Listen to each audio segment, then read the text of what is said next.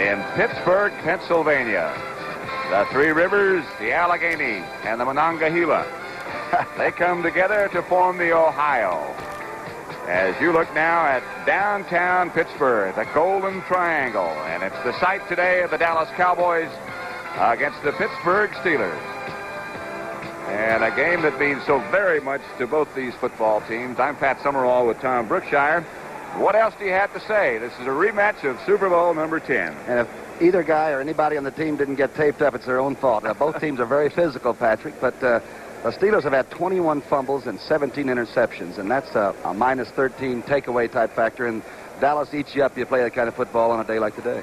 This is the first time they've met since that Super Bowl of 2 years ago. They played in preseason, and Dallas shut out the Steelers 30-0.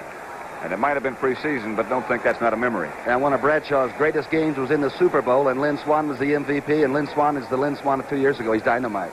So health is not really a factor. Both teams are in pretty good shape. There are some injuries we'll tell you about in just a minute. But Efren Herrera has got the ball teed up at the 35. Obviously, Pittsburgh has won the toss. And Jim Smith is number 86, the rookie from Michigan, and back with him is number 85, Ernie Pugh. Alvin Maxson also back there for the Steelers, and that's Efren Herrera. I'll tell you, he's a factor. He's hit 17 of 23 field goals, his last 6 in a row. And Pittsburgh, around here, they don't even let Jarrella kick field goals. He hadn't kicked one in 4 games or tried one. Hasn't even tried one in 4 games, which is I don't know who keeps those records, but that's got to be one of the most amazing stats of all time. And here's Herrera. In the direction of Jim Smith from Michigan. At the 10, he takes it. And Smith has got some room on the outside and gets to the outside to about the 34 before he is stopped by one of those guys who always seems to be there. Number 31 for Dallas is Benny Barnes.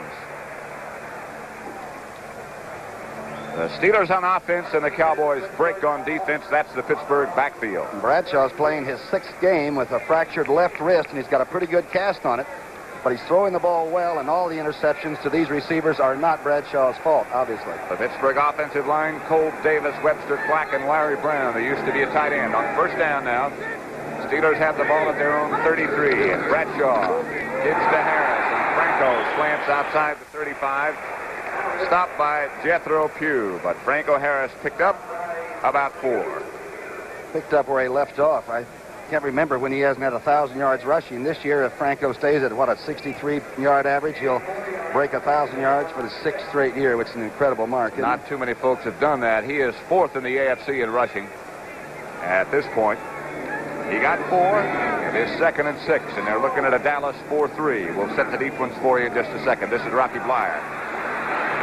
D.D. Lewis and Bob Brunig. 2 of the Cowboy linebackers converge on him. This is the building that Art Rooney built here in Pittsburgh. And that defense, by the way, is Ed Jones, Jethro Pugh, Randy White, and Harvey Martin. Martin with 16 sacks, by the way. He's the right defensive end against Cobb, the big left tackle. That should be quite a battle on the line. Always has been. Rocky Blyer lost a yard. 3rd and 7 make it, and Bradshaw's first pass perhaps coming up right here. And the Cowboys remember number 88, Lynn Swann. This is not a pass. Of course, it's Franco Harris, and it's not a first down. Charlie Waters made the tackle.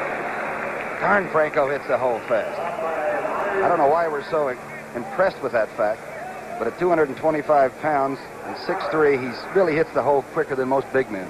Maybe Jimmy Brown's the only other one I can think at that size that hits it any faster. Number 77 for the Cowboys was Bill Gregory, who had come in on that 3rd down situation, and Bobby Walden, number 39, is the Pittsburgh kicker. And he's been there almost as long as Art Rooney. He's kicked 953 punts in this league. Butch Johnson deep in single safety for the Cowboys. And here is Walden's punt. Trying to get out of bounds. Not a very good punt. Bounces to Butch. Butch gets away from one. Gets out to about the 27-yard line before he's stopped by number 66, Ted Peterson. And already some boos. And I'm assuming that's for Bobby Walden, the punter. The kickers these days have a right to be paranoid. Everybody is really analyzing them. Here's the offensive backfield. Roger Staubach having one of his greatest years, really, and he keeps adding those on. Dorsett in his first start. There are the receivers. Don't forget Billy Joe Dupree, the tight end. He's caught 3 TDs the last 3 games. And that's the offensive line. Neely, Lawless, Fitzgerald, Rafferty, and Donovan. Roger Staubach, the quarterback, on first down to Tony Dorsett. Of course, as you would expect, a great local favorite here in Pittsburgh, Jack Ham, number 59, the linebacker who made the tackle. That Roger Staubach. Defensively, facing Roger in this offense, Steve Furness is now at left defensive end because Greenwood still has the knee problem. Joe Green, as always, in the middle, Ernie Holmes, and Dwight White. And remember, Dwight White had a pretty good sacking day when they played in Super Bowl X a couple of years ago. I do remember. You saw that game here on CBS. Clock is not operating correctly, and until it's corrected, the line judge on the field will keep the time. Perhaps you heard that from Bob Frederick, who's the referee. The Pittsburgh defensive line, Tom Brookshire was just talking about. Furness, Green, Holmes, and White. And the linebackers. And Dirk Winston, the young rookie from Arkansas at the middle spot in place of Lambert. He's going to be tested a lot. The secondary, Thomas, Blunt, Allen, and Edwards, put together because of the injury to Donnie Shell. Dorsett and Newhouse, the running backs, on 2nd and 8. Staubach to Newhouse. Newhouse trying to cut back. A great play by number 59, Jack Ham.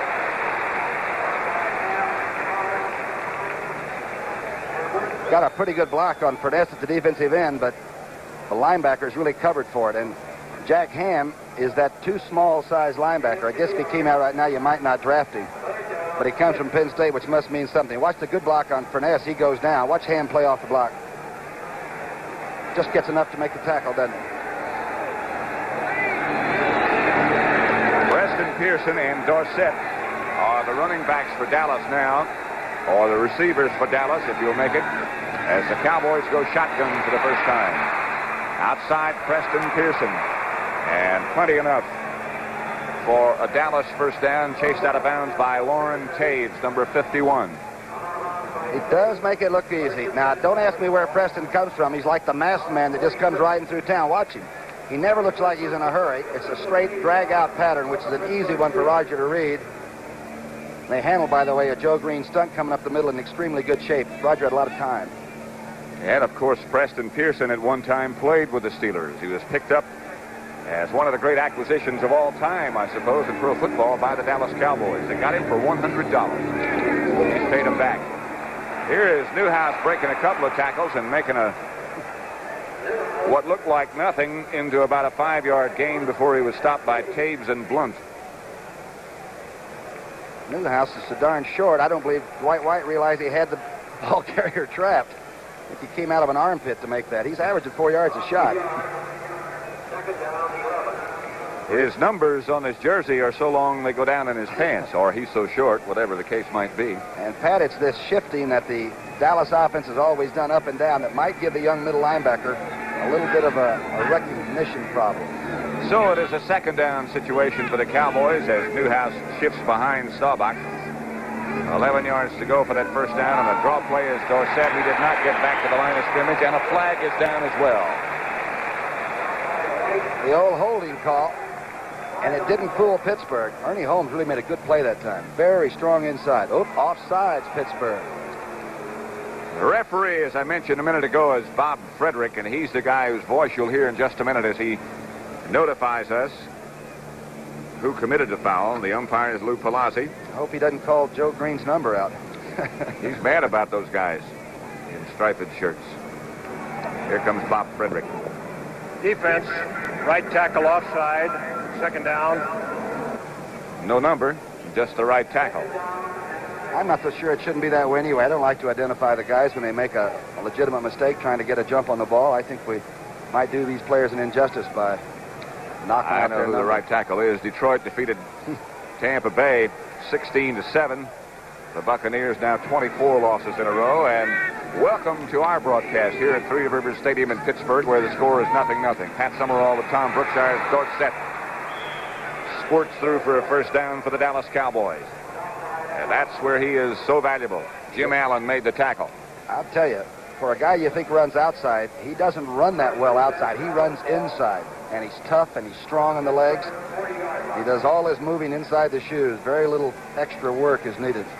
You know, that's a great misconception, I think, that many fans have, that a guy, just because he's fast and just because he's quick doesn't mean that he necessarily runs outside well. Philadelphia 16, St. Louis 14. That's his third quarter score. We'll keep you posted. First down, Dallas. The ball at the Pittsburgh 41. Staubach drops. Can't throw. Ernie Holmes and the rest of the Steel Curtain converge on Roger Staubach. All right, that's the 21st sack. Now watch Joe Green, number 75. He actually goes beyond the line of getting Roger Staubach. Now watch him. Rafferty, the young guard, is holding and everything. Joe Green is the one that forces Roger back up inside, and there's the locomotive. Another view of that. Watch this now. Watch number 75 take the young guard, who weighs about 252, and just shove him right on back through the pile. Hell of a player, I'll tell you that. On second down now, and 17 yards to go. Staubach gives to Dorsett, and Tony picks up about 10. Tony Dungy made the tackle on Dorsett. He got back past the original line of scrimmage. It'll be 3rd and 9. Remember, they're doing this without Jack Lambert, and he's the holler guy that makes sure everybody's up on every play, and right now Joe Green's having to assume that. The guy in the middle who's taken Lambert's place is number 53, the rookie from Arkansas, Dirt Winston. And he likes the nickname Dirt Winston, too. Here he comes over to the sideline as you look at the Rivers outside this stadium. A super location in the first quarter. You're looking at the NFL on CBS. Nothing between the Cowboys and the Pittsburgh Steelers.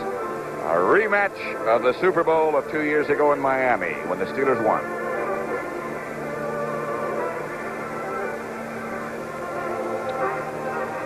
Downtown Pittsburgh has undergone a great renovation in recent years, and Chuck Noll in recent years has done a great renovation job on the Pittsburgh Steelers. They're two of the newest buildings and most established ones in the new Pittsburgh, right? Joe Green, number 75, of course. Number 78 is Dwight White. And Patrick, it was always a city where if you didn't want to come in and buckle on a helmet, don't come to play football. It's always been a work ethic football team, tough. I remember when we used to come here and played at old Forbes Field, and you wore your helmet at all times. But a great place to play. And of course Art Rooney and Dan Rooney and the Rooney family have done a remarkable job in this city as well as with this football team. They are as much of an institution as the NFL itself.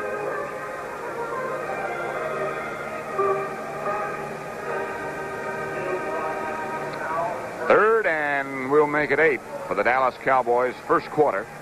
And for you stat freaks, Tony Dorsett in 3 carries has 20 yards. It looks like he might be on the motorbike today. Tony Dorsett and Preston Pearson both in the backfield now as Roger Staubach goes back in that familiar shotgun formation for Dallas. Dorsett stays in the block. Staubach throws to the outside and finishes a Golden Richards. Broken up by Jimmy Allen. Number 45, normally a cornerback, now playing safety. Watch him work. Boy, he has good speed. He has 4.4 speed for the 40, and watch the recovery he makes. Roger does not throw this ball extremely well. He sort of had to throw it over Furness's rush, and the ball was a little bit end over end. You could almost read Rozell's name on the side of it. That, of course, the commissioner who signs every football. Danny White is number 11 with his back to you now on 4th and 8. The Cowboys have to punt. White standing at his own 45. They try to block it. Don't get it.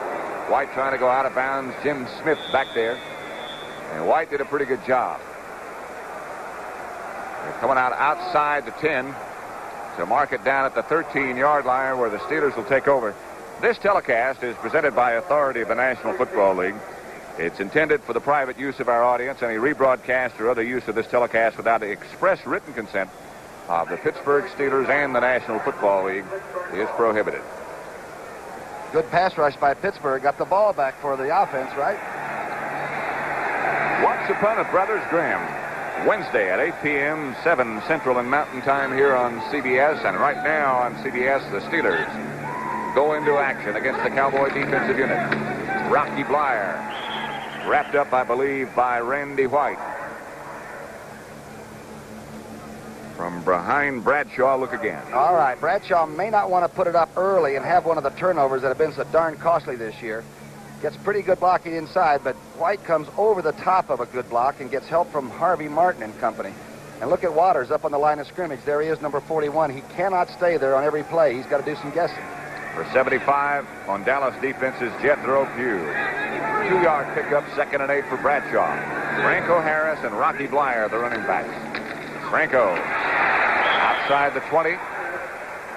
Cliff Harris made the tackle.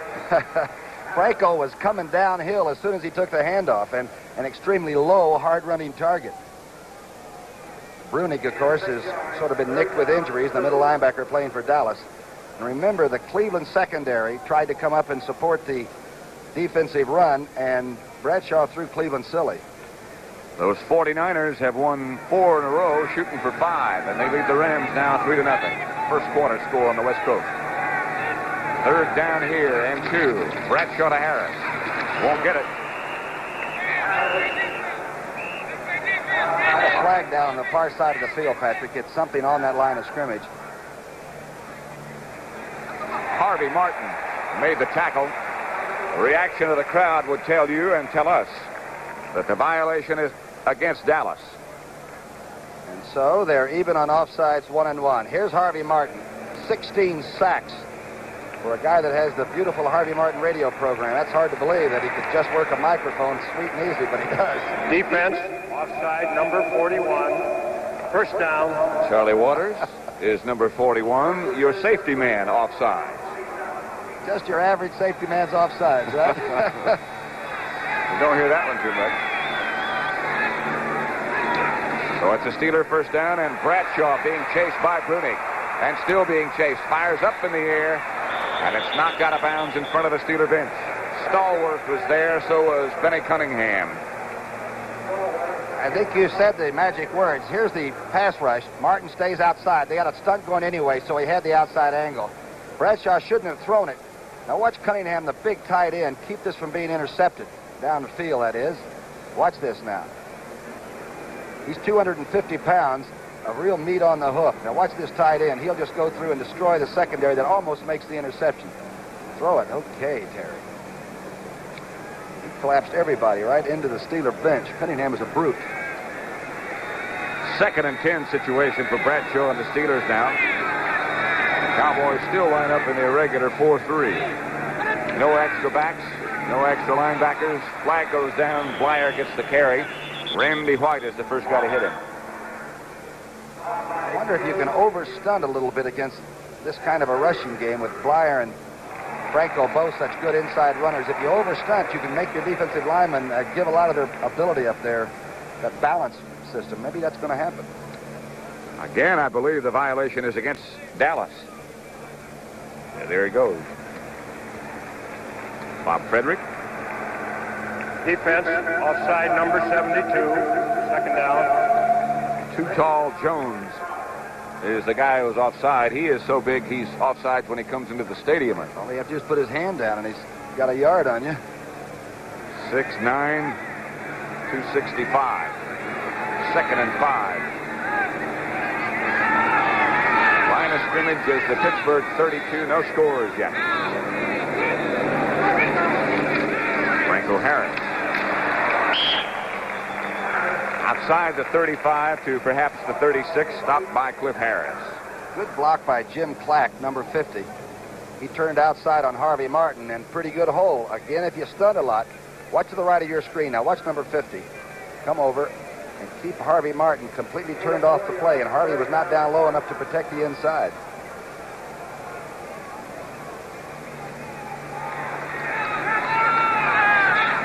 Seven minutes exactly left to play in quarter number 1 at Three Rivers Stadium. Pat Summerall with Tom Brookshire. 0-0 score as Rocky Blyer tries for the first down and is close.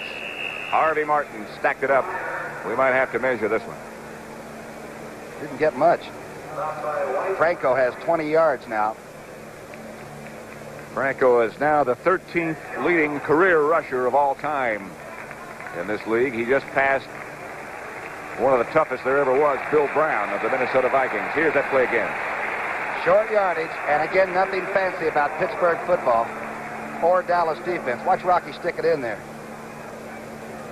He's trying for it on second effort and might have had the whistle called in between. We cannot hear on those two plays. First down, Steelers nevertheless. Terry Bradshaw, the quarterback. Dallas flexes that defense. Franco Harris flexes straight ahead. And boy, he got nothing. Jethro Pugh made some strong play, led by the whole rest of that left side, including Too Tall Jones. The Baltimore Colts, the Jets, 26-6 in the third quarter at Shea Stadium.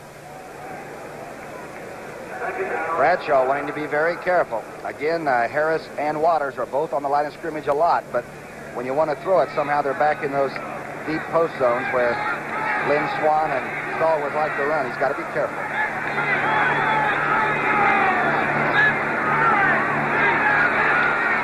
Bradshaw dropped. Here they come. Screen pass knocked away by Harvey Martin. I said they were at Shea Stadium. They are in Baltimore. I'm sorry.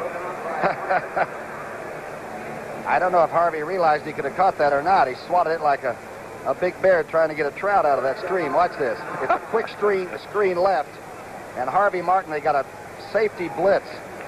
As Randy Hughes had almost got to him. Look at Harvey just swat it.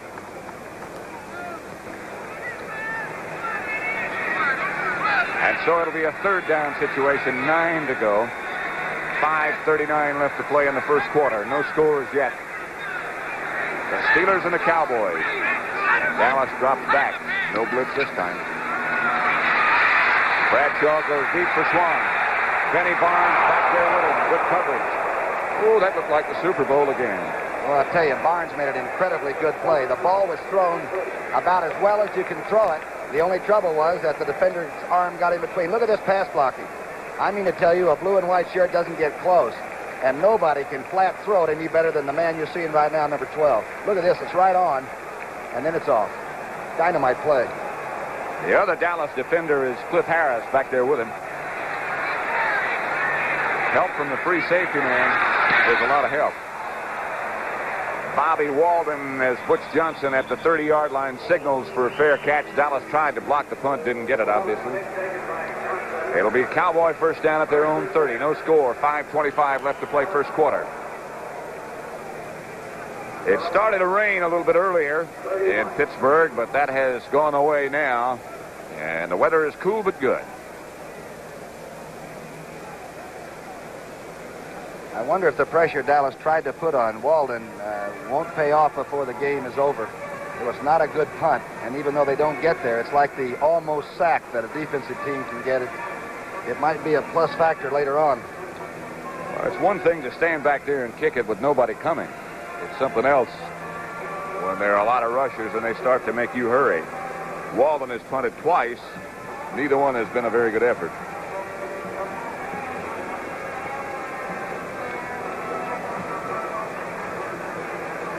A 33-yarder and a 31-yarder. And the field position for Landry's Cowboys has been not the greatest, but not shabby either. Talk about favorites. That guy walking in front of Landry just a minute ago is a great favorite and should be here in Pittsburgh. That was Ernie Stotner.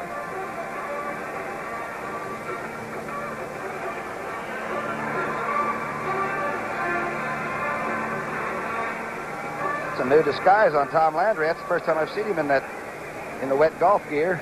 That's true. Where's his Tyrolean hat? You had it. It's a first down, Dallas at their own 31. And on first down, Roger Staubach goes back to throw and throws to Dorsett. About 4, J.T. Thomas, the tackler. There is Tony Dorsett. Comes from nearby Aliquippa, Pennsylvania. Hopewell High over there. The main thing is that he didn't catch the ball much playing for Majors and Pittsburgh U, but he's just caught his 17th pass. Wait till he learns the pass routes. He's going to be a little bit nasty to cover. Atlanta 20-14 over New Orleans, and you talk about the good jobs that are being done around the league. Lehman Bennett has done one of them at Atlanta. And Shula at Miami's done another. Roger Staubach is another guy who's done one of those good jobs. We'll make it 2nd and 6 for Dallas. And again, Rogers going to throw. Outside screen to Newhouse, and Newhouse ducks under one. Warren Taves was the first guy to get him. And then Dwight White came over to make sure. And you know, Taves' biggest problem has been replacing Andy Russell, and you can't replace a great all-pro like Andy, and Taves has just played super. Makes one of those plays that time that I imagine everybody thought, by golly, Andy Russell's gone, but we got a good player in there. And Lauren Taves is number 51. Look at that group. Ernie Holmes, Dwight White, Joe Green, Steve Furness. Dorsett and Pearson both in the same backfield. It's 3rd and 12 now. Draw back. Lined up shotgun. Has to go down. Joe Green. Dwight White. Steve Furness. Ernie Holmes. I believe it was Furness coming to the inside on the stunt that breaks through. Watch the right part of your screen and see what number flashes. There's Fitzgerald getting back. Rafferty's having some trouble with Green, and here comes 64 down the slot. And by the way, it was a very shallow shotgun. I don't believe Roger was more than 4.5 or 5 yards behind the center, Fitzgerald. So Danny White goes back in punt formation. That is Jim Smith. And he hasn't fair caught a punt all year here in Pittsburgh. The speedy rookie who watched his alumni defeat Ohio State yesterday. A snap on a bounce, but White fields it nevertheless. And Smith, at his own 39, speeds to the sideline. Out of bounds he goes in front of the Dallas bench. Guy Brown is the guy who knocked him out of bounds. So Pittsburgh on offense. Dallas goes to defense. Got a slight discussion.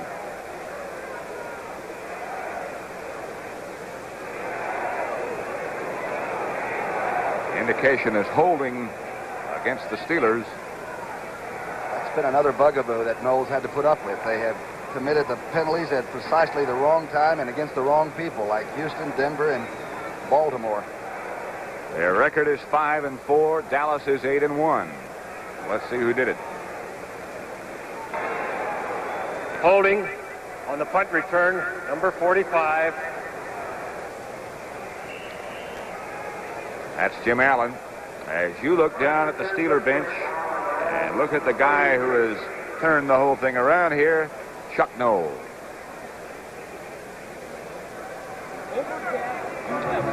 Chuck Knowles' first year here was dismal, to say the best.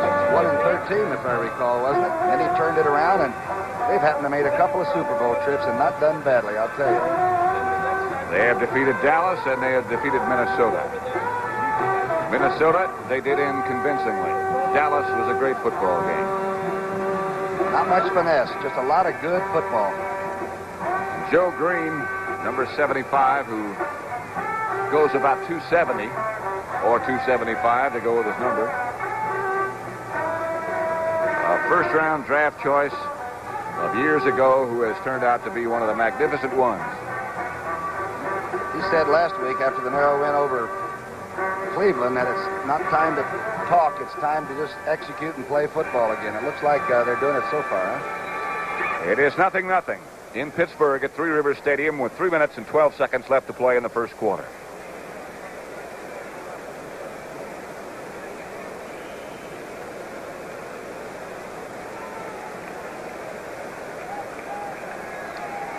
Steeler 1st and 10 at their own 33. No score. Pat Summerall with Tom Brookshire. In Pittsburgh, the Cowboys and the Steelers. Again, the flex from Dallas. And a handoff to Franco Harris and Randy White. When he goes into that position, he is so quick. And the cutoff block is impossible. And Patrick, that is a play from the 50s when they open up a back and that defensive tackle will see Blyer open up and just take the outside a little bit, and that's the guy they kick out. You know, Pittsburgh has only scored 2 touchdowns all year in the first quarter.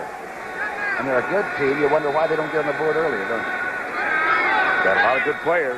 4-yard pickup. Bradshaw gives this time to Franco Harris, who does get around the outside. Loses the football. Dallas has it. Thomas Henderson Hollywood gives the ball to the Cowboys. Who made the contact? Brunig that forced this. Watch number 53, and let's see. Fumble number 22 lost. 22 fumbles. And I'll tell you, that might be one of the most destructive things that can happen to an offense. Here it is. Cliff Harris makes the tackle and puts the helmet right into the football. That's what knocked it loose. Harvey Martin trying to find a handle, but Henderson does. And Dallas has it 1st and 10 at the Pittsburgh 37. No score with 2 minutes and 31 seconds left to play in the first quarter.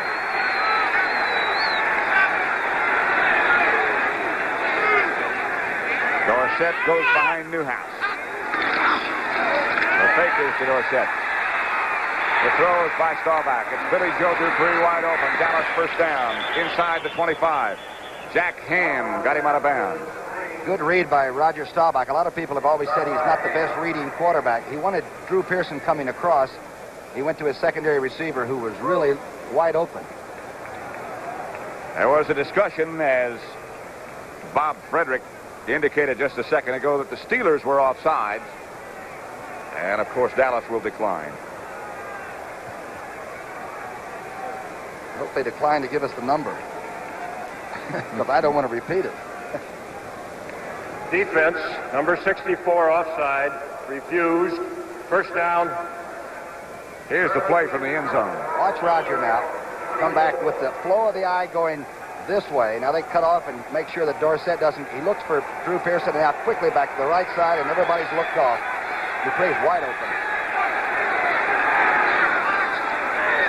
It's a first down, Dallas at the Steeler 24. Roger Staubach gives to Tony Dorsett. He swings to the outside. Gets away from one or two. Boy, is he quick. Incredible. He had no chance. Furness had him cut off before he ever took the handoff, and he did a little dip.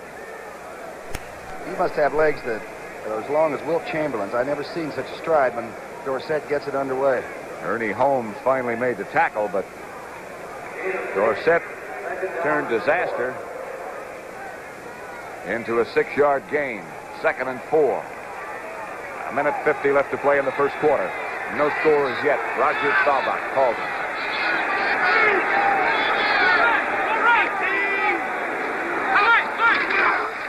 Newhouse to about the 15. Furness, the first guy to hit him.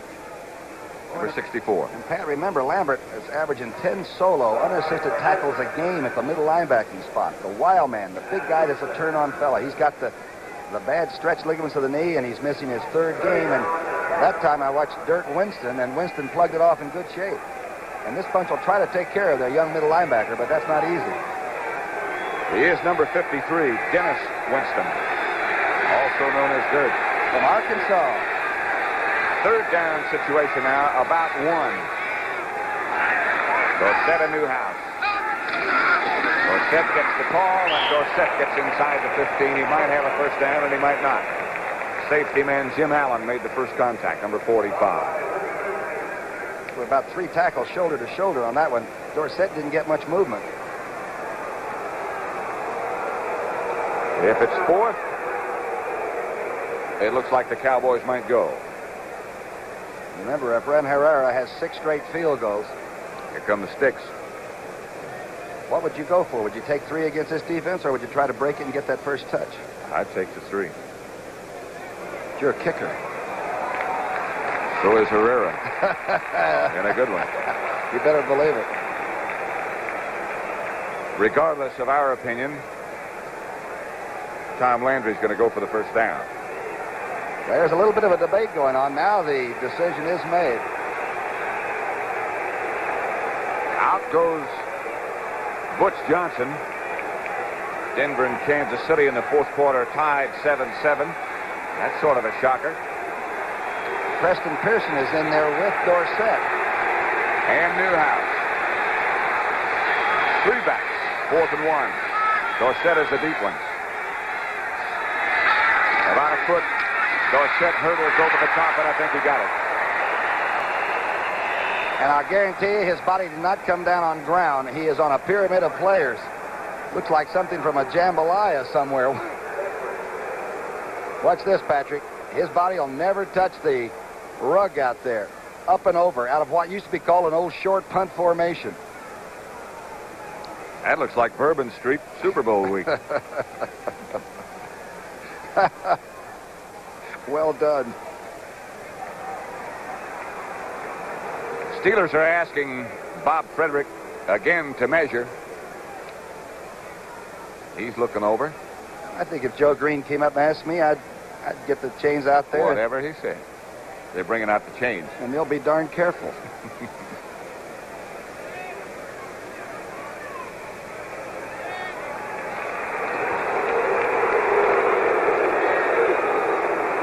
Watch it again. Okay. Belly to belly and back to back. And my friends, that's football. That's known as the Three Rivers Stack. First down for Dallas. A ball of the Pittsburgh 13. No scores yet. 13 seconds left to play in the first quarter. Probably the last play coming up right now. So Set is going to score. And does. Is he quick? Is he something? And you know something? He knew he had it when he crossed the 10-yard line. He started to spike on the 5, but you know he's not a spiker. And a very unassuming man. How he handles all that he's been given at such a young age, I don't know, but he's classy. They started with a trip formation left and then shifted back. Watch Lawless coming across. A super trap on Furness. It's over. Watch him start to tell you. He knows it now. Boy, that makes life easy for an offensive guard. All you have to do is stand up in front of the guy. And he's so quick, he's past. Just get a piece, huh? Right. Fran Herrera has it knocked away. 6-0 Dallas. Herrera had missed only one extra point all year. So that's number 2.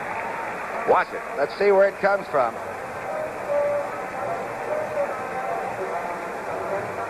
Oh, my gosh, it's from behind. It was Dennis Dirt Winston, the middle linebacker, and he went up over the stack to get the block. He's only 6'2". I think he could stuff it, though. Look at him jump. Watch number 53. Here's the touchdown. Here's the touchdown. Look at this. It's just a weave in, take the good trap block on Furness. Jack Ham couldn't even handle him. And he's tackled all of them. Tony Dorsett, the Dallas touchdown. The CBS Sports Spectacular has the Los Angeles Times 500 next Saturday at 4:30 p.m. Eastern Time. It also has the countdown to the Super Bowl and the world's strongest men competition. And next week, it's the girl lift. The girl lift? Right. About the only competition I might have had a chance in. Dorsett, the touchdown for Dallas. This is Jim Smith. He finds some room and stays on his feet. And Jim Smith gets out to about the 39. He lost the football, but the Steelers got it back. From the end zone, look again. And I'll tell you, Dallas covers these kickoffs. First, they get good height by Herrera. They've allowed only 21 yards average, but this young man from Michigan can play. We told you on punts, he doesn't fair catch. And on kickoffs, he's always thinking about going the distance. Herrera made the tackle.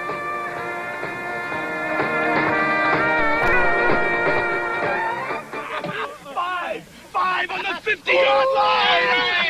Hey, Charlie, it was cold last night. You put in a Prestone antifreeze? Prestone. Who needs Prestone? Prestone?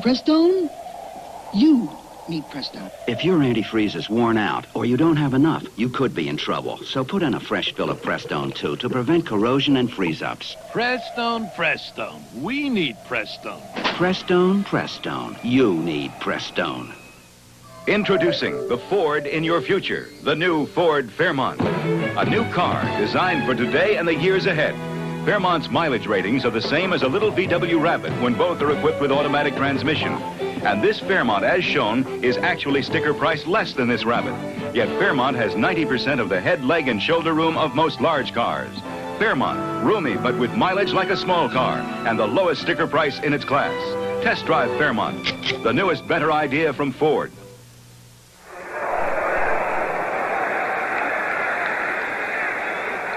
A Dallas scoring drive, you saw the stats. Pittsburgh has it 1st and 10. The Cowboys lead 6-0 as Franco Harris breaks into the secondary, and Franco Harris is gone.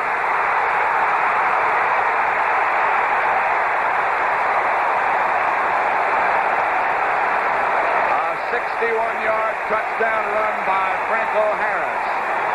There he is. From Rancocas Valley High School to Penn State. His longest run was 40 yards so far. And I'll tell you, he cuts it off in a hurry. Here it is again. Watch the body control, and let's see who gets a good block on the outside. Because he's cut off at the pass. You can see Bruni coming over. Good block inside. And I'll tell you right now, it's a race. And very few people have run through that secondary, and Franco does it. He's not a Tony Dorsett, but he's bigger.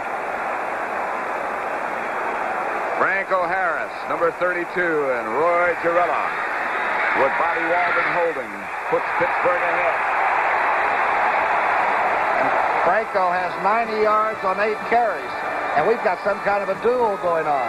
Above average, I'd say.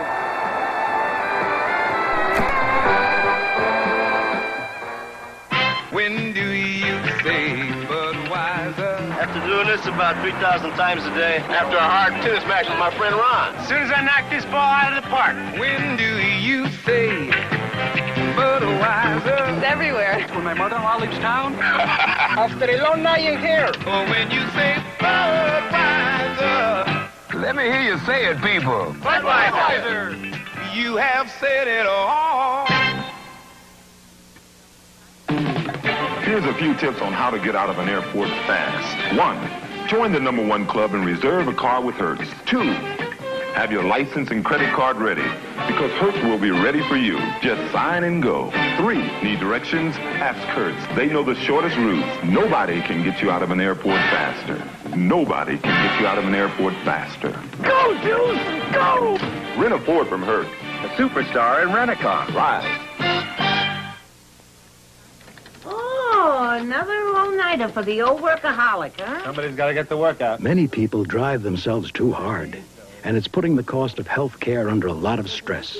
Blue Cross and Blue Shield plans have programs to hold costs down, but everybody needs to help. I hear you're working on a transfer. Huh? Yeah, to that big office in the sky. When you overtax yourself, we all pay for it. All of us helping each other. The story of the Pittsburgh score, a heck of a run by Franco Harris. A long drive, huh? One play. Girella kicks off into the end zone to Butch Johnson. And he stays in that end zone. Franco Harris, and watch the block by the center, Webster. Now, Mike Webster's 52 there. He takes Bruning, the linebacker, who's overrun it just a little bit. Flyers on the outside. D.D. Lewis gets one shot there. Remember, this happens in a hurry. If it's holding, it's too late, baby. The replay is done. So 61 yards. Done. And done well by Franco Harris and the Pittsburgh Steelers. They lead 7-6 with 14:44 left to play before the half. The longest touchdown run by Franco Harris since 1972. The Steelers up by 1. Here's Dorsett. Dorsett squirms around and gets to a 3. Lauren Taves, number 51, made the tackle. Franco has 26 100-yard days already. And he is, so now he has 27. I hate to make it an obit because he's still alive and very well. There are only 3 other guys who've had more 100-yard days than that. Leroy Kelly, Jim Brown, and O.J. Simpson. O.J. Simpson. So that's classic company. Aaron Kyle was hurt earlier, a head injury, and he is out. We don't know if he'll be back or not. Staubach, Drew Pearson couldn't hold on. And Dennis Winston popped Drew pretty good. Wow. Winston has certainly learned what Jack Lambert learned in a hurry, too. Watch 53 to the right of your screen now. Just follow him. Roger gets a pretty good late rush right there from Holmes. Ball is again thrown sort of heavy. Pearson has to go up and get it. He usually makes the inside catch, and I'll tell you, Winston made sure. And Drew may be hurt. I'll tell you, they're having to stand over him now. You rarely see that. Drew Pearson is some tough wide receiver, but right now he is down, and they're looking at him. 7-6 Steelers.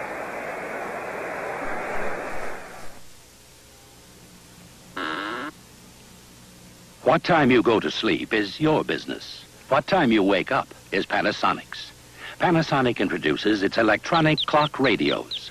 A gentle chirp, silent, easy-to-read numbers, a doze button, and, of course, beautiful AM and FM. What time you wake up is my business.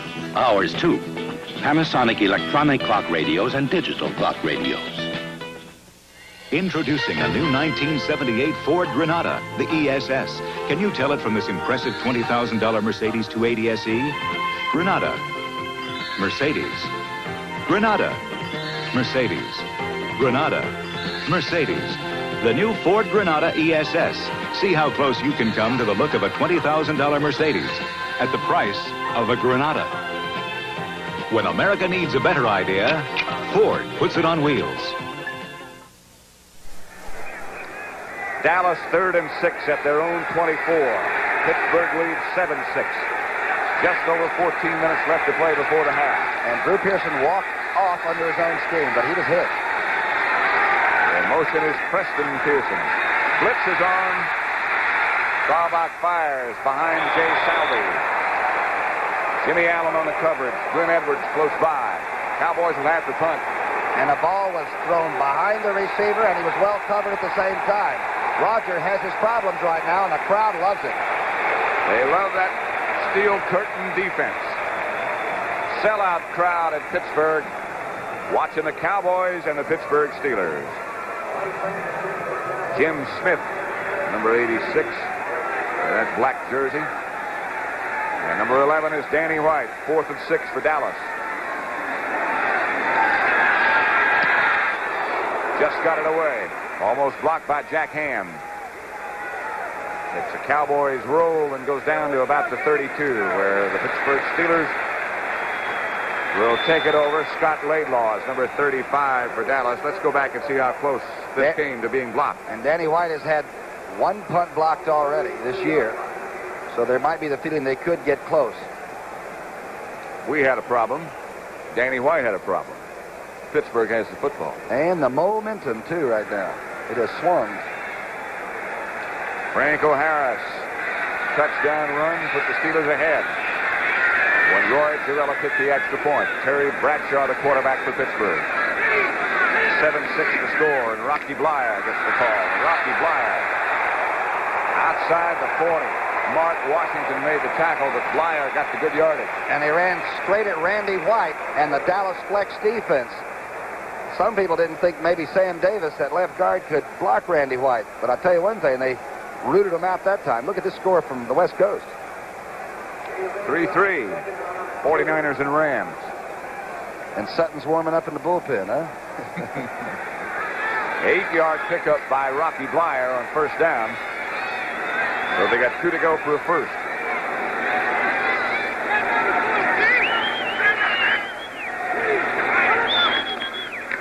Blyer again. Close. Bob Brunig, number 53, the Dallas middle linebacker, is playing with an injured toe. Seattle over Houston 3-0. Houston, of course, in the AFC Central, as are the Steelers. It's conceivable we could have a 4-way tie for first place. Cincinnati has won. And, of course, Pittsburgh needs this game, but they have won a couple of crucial games over Cleveland already. The Steelers, I mean. Right. Cleveland played the Giants, and the last time we looked, they were leading 21-7. So now it is not conceivable to have a 4-way tie. Sorry.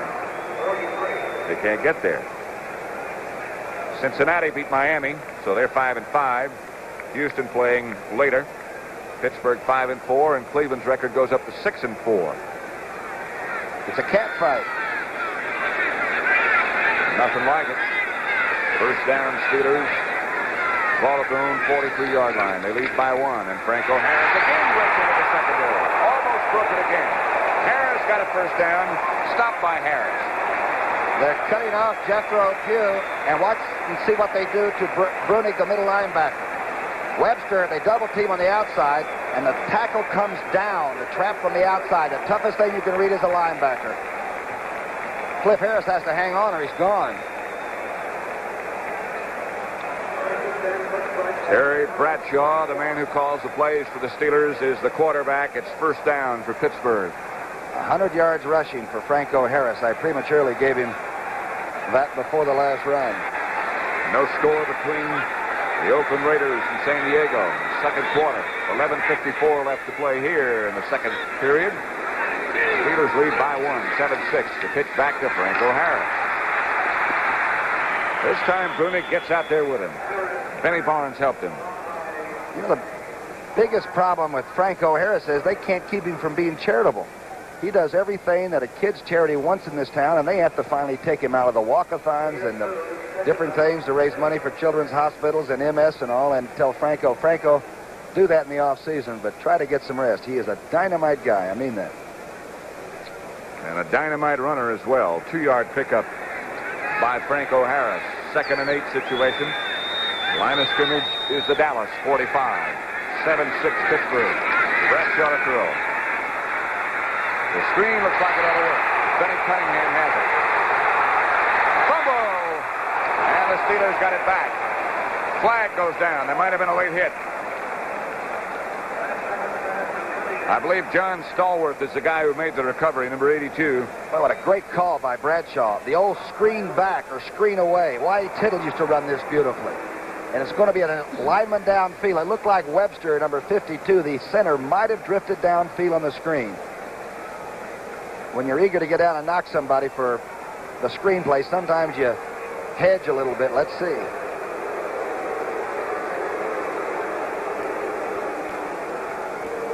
I can read lips, and this is Webster. And I'll tell you, it's tough to know where the line of scrimmage is. Watch 52 now. He goes over and checks, then lets the rush come. And this is the one that Tittle used to run so well. Throw it back. And the chase is taking everybody out of the play. Now watch this 250-pound tight end take a shot here. It's Waters. No, that was Cliff Harris. You would expect that. From either of them. 7-6, Pittsburgh leads. The screen is brought back. And it's 2nd down now and 18.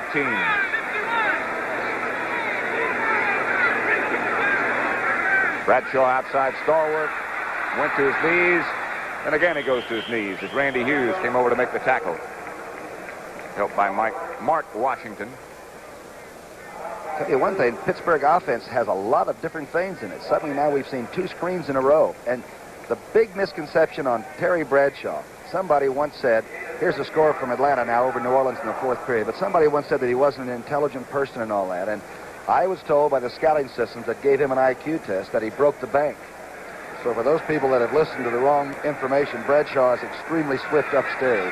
Heck of an athlete to go along with that intelligence. In fact, I heard from one head coach that if he hadn't been drafted as a quarterback, he would have been drafted number 1 as a tight end. That's how good an athlete he is. Look out. That's Randy White. Sack number 41 for the fellows from Dallas, Texas. Boy, they do come. And when Randy White gets you in the blind side. Dallas offside. Something is wrong, we understand, with the microphone that referee Bob Frederick is wearing. That's not all bad. No. So if you can read lips as we discuss who the violation is against, welcome. We'll try with you. Defense. Oh, that's offside, right. 3rd down. Thank you, Bob. Somebody was offside. Each team has 3 penalties now. The offsides are even at 2 apiece. 3rd and 7. Ball to Dallas 44. Randy White was the sacker on that last play. Danny White is warming up for the Cowboys behind their bench. Here's Bradshaw. Going to take off. Too Tall Jones takes him down. I'm wondering about how Bradshaw takes the snap so well, because that cast on his left hand is a pretty good-sized cast.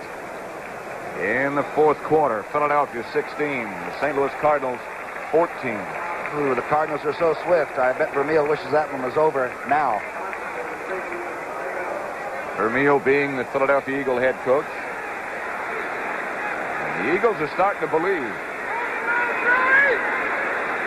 Bobby Walden is number 39. The Cowboys faking. They're going to try to block it.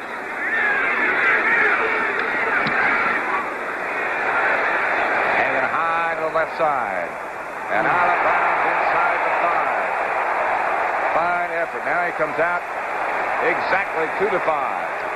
Bobby Walden turned those fans around from booing him to cheering him.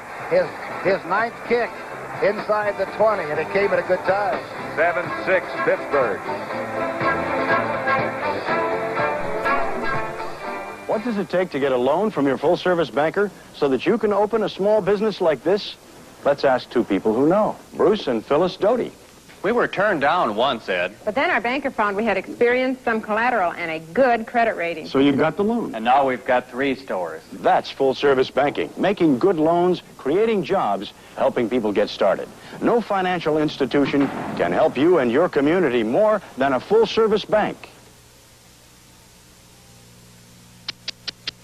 Hey, Stitch. Huh? They're stitching us into something new. Levi's new Duraplus denim.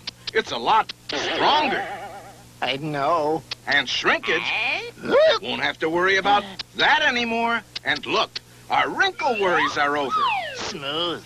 And Duraplus fades with washing, just like you'd expect denim to. Gee. Levi's Duraplus denim jeans. Something new. From out of the blue. I predict she's going to win. Don't miss 22 big stars competing. Wish I was a pool table. Flip Wilson hosts Celebrity Challenge of the Sexes tonight at 8, 7 Central and Mountain.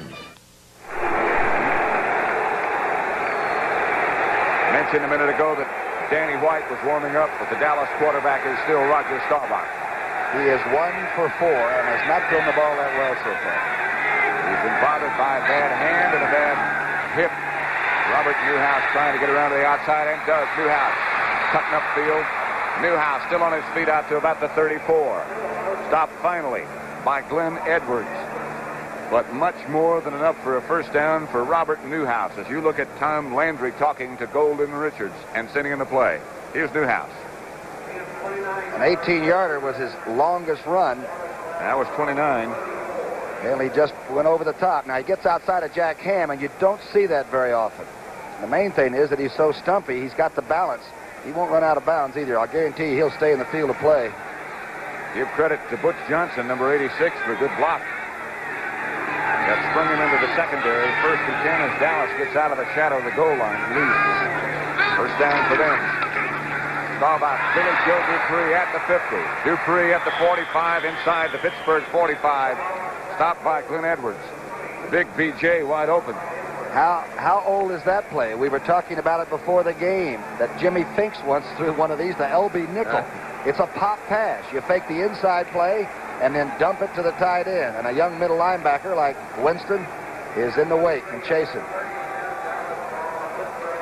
It's another first down for the Cowboys at the Steeler 44. Just over 8 minutes left to play before the half. 1st and 10, Dallas. Dorsett and Newhouse, the running backs behind that guy. Staubach. Accepts the fake. Staubach fires. Caught by Butch Johnson. Another Dallas first down and a heck of a catch. Dennis Winston. Denver now has taken the lead over Kansas City. 14-7, fourth quarter score. Butch Johnson doesn't get to play a lot, but I've seldom seen him when he didn't produce exactly what Landry thought he could do at that moment. He is an extremely fine football player. Today, at least, he and Golden Richards are alternating at the wide receiver spot, bringing in plays from the only head coach Dallas has ever had, Tom Landry. Golden Richards and Drew Pearson come to the left side together in the formation now. Gets back to Dorsett. Flag is down.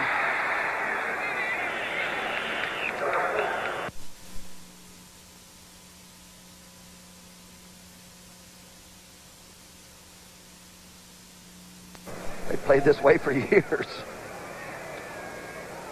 Good block by Donovan that time. Got Newhouse to the corner. That funny-looking defense that Pittsburgh uses sometimes has Joe Green almost on top of the offensive center. Number 75 offside. First down. Terry Bradshaw looking on. I'll tell you one thing, he takes the bad with the good. He wears extremely well this match. Burton Wallace is number 66. Roger Staubach, of course, is number 12. set in motion. And back to Newhouse. Not much doing there. Lauren Taves is number 51. Number 53 is Dennis Winston. Taves comes up and does exactly what you want the linebacker to do. Make sure it's sealed off inside. Here you can see Lawless trying to get outside. Taves, very strong upper body strength. And all he's trying to do is play as good a right linebacking job as he can. He looks like he's a pretty good football player to me. Baltimore 26, the Jets 12. Fourth quarter score in Baltimore. Second down here. Pittsburgh leads Dallas 7-6. And back to Dorsett. He breaks a couple. Got close to first down yardage. Jack Hand is number 59 who finally made the tackle on TD. He's always full length forward. When the darn play is over, Dorsett's reaching up with the ball, going for more. Looks like he's about a yard shy of a first down, so it'll be third. And out goes Newhouse, and in comes Preston Pearson to join Dorsett. The running back, and now here comes Newhouse back. Mr. Landry changed his mind. You see the tight formation with sort of the short punt type thing with three backs close, maybe, huh? That's right. Drew Pearson goes out. So it's Dorsett, Preston Pearson, and Newhouse behind Staubach. Dorsett, and Roger Staubach is going for Jay Salvin. He's got it. Dallas touchdown. Oh, what a call. Did that come from Ermal Allen upstairs? I don't know. It was a great call. I followed Newhouse to see if he could block. I followed Dorsett and thought, my gosh, he didn't get the first down. And Roger came out throwing. That call from the bench, don't forget that. Fitzgerald and company go to work. Rafferty's got Mean Joe Green off, and everybody's going for Dorsett. I would have. In fact, I did. Look at this throw. He doesn't have to be artistic. Solly's not going to drop it, is he? I'd like to welcome Philadelphia and St. Louis audience. The Cardinals beat the Eagles 21-16, and those of you who watched that, welcome to this. Pat Summerall with Tom Brookshire. The score here is Dallas 13, Pittsburgh 7, and we have 5 minutes and 26 seconds left to go before the half.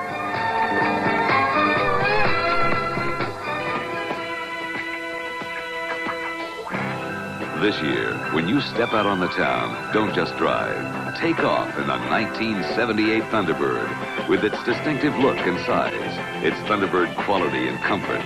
And it comes at a down-to-earth price of $58.08 with automatic transmission, power steering, power brakes, V8 and more. Flight test the 1978 Thunderbird. When America needs a better idea, Ford puts it on wheels. Tuborg Gold, the golden beer of Danish kings. By appointment to the Royal Danish Court. Tuborg Gold. Only centuries of the Danish brewer's art could achieve its noble character for lightness and flavor. Tuborg Gold, now brewed in America. So, for about what you pay for the king of beers, you can now have Tuborg Gold, the golden beer of Danish kings. The Dallas scoring drive, 5 plays, 95 yards. Robert Newhouse had a 29-yard run to start it off, and a touchdown pass from Staubach to Salvi. That's Alvin Maxson, number 28. And he breaks around it to him. Herrera misses it, and Maxson goes. Randy Hughes finally caught him. But Pittsburgh has it back in good shape. And the Cowboys seem to think that they can cover kickoffs as well as anybody, and they haven't today. Pittsburgh is really using the run back to get to field position. Here's the former New Orleans Saints running back, and he's a solid guy. Now watch him get up in and duck it outside. Efren gives it the best shot he can, and now Hughes pulls him down from behind. You can't relax against any team, but particularly a good team like Pittsburgh. Steelers first down with 5 minutes, 14 seconds left to play before the half. Franco Harris ducks under a couple. Jethro Pugh is number 75. The George Burns one-man show. And only the slide George Burns could do it. And Margaret's going to help him, too, huh? Pretty good help. I'd say. He'll also have Gladys Knight in the pips, the captain and Tennille, and a special friend named Bob Hope. Sort of misleading, isn't it? George Burns is worth the price of admission all by himself. Those other folks are pretty good, too. 2nd and 7. Rocky Blyer stays back to block. Lynn Swan accepts the pass from Terry Bradshaw. I beg your pardon, John Stallworth, not Lynn Swan. Mark Washington on the coverage. Boy, this young man had 2 TD passes last week against Cleveland. Now watch him. He goes down and sets it up, drives Washington off, and turns him all the way around, really. Ball is perfectly thrown because he had to come back to get it. You're never going to break that one up, not if you're wise. Never covered. New Orleans has taken the lead over Atlanta. 21-20, fourth quarter score. First down here, 13-7 Dallas. Bradshaw's going to throw again. Looking for Swan. He's in the corner. Going to be out of the end zone if he catches it. And he is. Benny Barnes on the coverage. I'll tell you, that track is rough stuff. That's sort of beat up, chopped up clay, and it is not a soft composition. And Lynn Swan went for it and made the catch, and he's got to be shaken up. That's the baseball warning track, so that the outfielders will know when they're close to that fence. And Lynn Swan, in his desire to catch that football, is still down. You know what an asphalt pizza burn is if you fall down on it? That's just what Lynn Swan received. He hit that fence pretty hard. I'll never forget his Super Bowl, his MVP Super Bowl 2 years ago. That was one of the great exhibitions in sports in a long time. There were 2 catches in that game that nobody, I think, who ever saw it will ever forget. Look at this. This one doesn't count, but he went and drove right on through and made the catch. A lot of receivers would have said, I'll wait for the next one.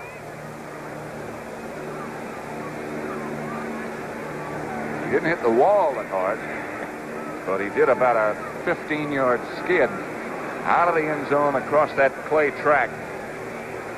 And he's up now. He only weighs 174 pounds, and you get all of it from Lynn Swan, I'll tell you. Every pound. Here's what happened on the line of scrimmage. Harvey Martin now against Powell. And I'll tell you, that is some kind of a battle going on. Now he's picked up and double to make sure. And they all watch. Here comes Swan, and that, of course, is Chuck Noll greeting him on the sideline. The Rams now over the 49ers 10-3 in the second quarter. Second down and 10 for Pittsburgh. The line of scrimmage, the Dallas 32. Bradshaw gives on the draw play to Frank O'Hara. This time he is wrapped up by Harvey Martin, who read it well. All right, in the flex defense, Harvey Martin goes outside, and he's still so darn quick. He gets back through the block of Culp, who had a good one, and knocks Franco down. You know who's doing a good job on offense is the offensive tackle, Larry Brown, who used to be the tight end. You see him on the left side of your huddler, number 79. He's now right in there in the trench. He used to be 220, now he's 250. He should be in the trench. 3 minutes and 50 seconds left before the half. Dallas. Inside the 10 for another Pittsburgh first down. Randy Hughes made the tackle. Dallas had a blitz going. But Bradshaw and the Steelers read it well. The third completion by Bradshaw. Watch how he takes a little off. Good quarterbacks can do this. He's got a 6'5", 250-pound tight end that's just open enough. It's an excellent throw and a big target. Super throw. He had to throw it like that to get it over Charlie Waters. If he had thrown it on the line, he would have knocked it down. Benny Cunningham. That's why Larry Brown is the tight end now, because of the abilities of number 89, Benny Cunningham. First down, Steelers. At the 9, it's first and goal. Bradshaw's going to throw again, and does. Going to have a touchdown.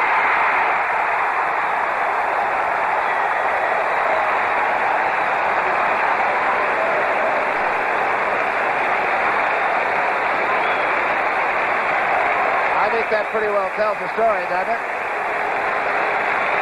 Bradshaw, not only happy, but on target. Look at that cast on his left arm. He's played with this sixth game. Good fake here. Barnes is never in the chase on this one. There's the throw, taken off again. Aha, inside the field of play this time. Lynn Swan. The experts who pick odds in games like this and established Pittsburgh as a 1-point favorite. The score is 14-13. Boy, they're accurate, aren't they? Some people you'd expect to know a lot about football don't know a lot. And some people do know a lot. This is what the game is all about, though. Lynn Swan is back over there right by the liquid containers. He falls into the track, goes into the wall, gets the abrasions, and comes back and gets the TD pass. Those are the ones you appreciate. Terry Bradshaw so far today is 4 out of 8. 1 touchdown pass you just saw him throw to Lynn Swan. Total yards are 48, but Pittsburgh has the lead, 14-13. You know, that Cowboy defense has only been allowed, I think, 36% of the passes to be completed. Bradshaw's doing a job. 33-12, final score. Burt Jones and group continue to roll for Baltimore. That make them 9-1. Yeah, they're looking for big things in January, aren't we all? We are. The biggest thing is the Super Bowl, and you'll see that here on CBS. That's Larry Brinson with the football. Brinson stumbles out to about the 25. Kept his balance for about 8 extra yards. Now the pitch of the game has gone up, and until they go in at halftime, you're going to see probably some late hitting. You're going to see a lot of extracurricular stuff. Both teams are getting a little bit abrasive right now. New Orleans defeated Atlanta 21-20. And those of you who watched that upset, welcome to this broadcast. Pat Summerall with Tom Brookshire at Three Rivers Stadium in Pittsburgh, where the score here is Pittsburgh 14, Dallas 13. And we have 2 minutes and 40 seconds left to play before the half. Salvi comes in motion. Staubach throws back to Dorsett. Flag goes down as Dorsett breaks into the secondary and picks up about 6.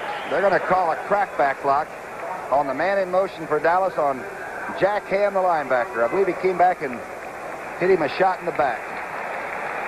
Dwight White applauding the men in the striped shirts. You don't see that too often, do you? Atlanta's record now, by the way, after that loss to New Orleans is 5-5. The Saints go to 3-7. Take him back. I don't think they crackbacked and clipped Jack Ham. I think they just tried to tackle him. Both are illegal. Fun, but illegal.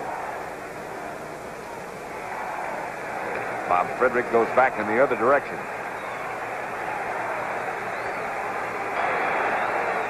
Offensive holding, number 86, first down. Instead of cracking back, it's holding down. Put the clamps on. And now they'd like to force Roger to go upstairs with something he doesn't want to do. Maybe he doesn't want to throw it real quickly. On 1st and 20, he throws outside to Dorsett, and look out. Can be dangerous, this fellow. Mel Blunt finally tackled him, but they almost got the first down. The scary thing is, it looked like the Pittsburgh defense was in pretty good shape till he caught the ball. And then everything seems to open up. He was really looking forward to this game and to his first start of this year, of course. So many fans and so many friends in this area from his collegiate days and from his high school days nearby. He asked for 100 extra tickets. I don't know if he got them all. He can afford to pay the scalper for him, I'll tell you. He's got a little bit of money in the bank. Gave up a lot for him. And then they gave him a lot, too. You know, people said that when they saw him at Hopewell High, that you could see then that this was going to be one of the great ones. It just didn't happen overnight. He had it. Those people were right. He got a first down. Ball at the 36-yard line for the Cowboys. 2 minutes, 7 seconds left to play. One more play before the 2-minute warning. That gets the call again and again. He got about 8. Ernie Holmes made the tackle. A blocked extra point. That's the difference. 14. Boom, boom. 14-13 to score. 1:59 left to play before the half. The Steelers up by 1. Wherever you may roam, you'll find our name is known. You can trust me. We try hard to this. Give this field no another way. Stay with us at halftime as we'll update all the scores and highlights from around the league. Have a special report on that historic meeting in the Mideast between the Israelis and the Arabs, Begin and Sadat. And one heck of a football game going on right here at Three Rivers Stadium. Tom Brookshire and Pat Summerall. Score is 14-13. Pittsburgh leads Dallas. 2nd and 3 situation from the shotgun.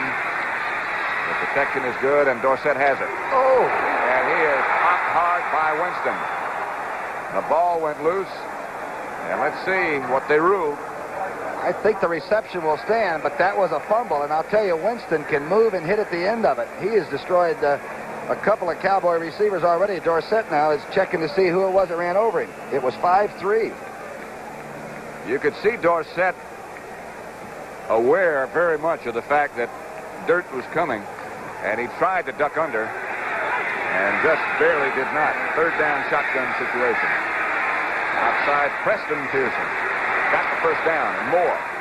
Out of bounds at the 45 in Pittsburgh territory. Dwight White made the tackle. He's a hometown boy coming back, too. Not only did he play with the Steelers, but he lives around here. He might have a couple of 100 tickets. Preston Pearson and Tony Dorsett have been battling all year for the starting position at halfback in that Cowboy offensive unit. And until today, it had been Pearson. Today, Dorsett. Tom Landry has Butch Johnson, Roger Staubach, Golden Richards gathered around. The Chicago Bears against the Detroit Lions on Thanksgiving Day, 12 o'clock, noon Eastern Time here on CBS. We'll be there. Turkey in Detroit. What kind of turkey do you prefer? I'll bring a bird with me. Okay. Can I answer later? Roger is 10 for 13 for 113 yards and the surprise TD to Saldi on Walter Payton, of course, you'll see in that game at the Silver Dome in Detroit or Pontiac. Walter Payton, in case you might not know, carried the ball 40 times today for the Chicago Bears as they beat Minnesota and picked up 275 yards. I haven't had a chance to see him work. That's going to be an experience.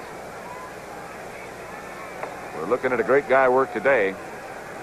More than one, really. Franco Harris, Tony Dorsett, Rocky Blyer. Newhouse has been good. 1st down, Dallas. Staubach operating from the deep spot. Ducking. And down he goes. Back at his own 45. Steve Furness. Dwight White. And I mean a tough sack, a physical sack, because Roger did not want to go down and lose too much. The Cowboys are thinking at least 3. Now watch this. Watch the left of your screen as Mean Joe Green goes to the outside and Furness gets to the inside. And Donovan loses him, and that is a tough physical sack. That's a mugging. Again, the shotgun by Dallas. This time he has time. And outside, Preston Pearson. He got out of bounds. Jack Ham was the closest Steeler. He didn't get much. But the clock is stopped with 1 minute and 3 seconds left to play. 14-13. Pittsburgh over Dallas. And if Dorsett is in the game now, you might as well get him out of the backfield and into the pass pattern. Because you don't want him having to step up and block one of those defensive linemen that gets away. That could shorten a career by about 4 years. 1 minute, 3 seconds left before the half. Dallas with 3 timeouts remaining, and Pittsburgh has the same number. 14-13, the Steelers over the Cowboys. First time they've met in regular season since Super Bowl number 10. Staubach operates in the shotgun again on 3rd down. Fires down the middle for Drew Pearson, and Drew Pearson is popped. Ooh, Edwards really hit him a shot. J.T. Thomas was made the coverage. Drew coming across the middle, and watch him take this blow to the head. And I love the Steelers' defense because they don't go into a prevent. They play you tough on the line of scrimmage, and the secondary plays you man-to-man. There's the Freeland right after he missed the ball. So the Cowboys now put in their punting unit. And back for Pittsburgh goes Jim Smith. Don't forget now, Danny White is a quarterback. So the possibility of a pass always remains. A high angling kick, trying to get it out of bounds. And Danny White does. So Pittsburgh will take over.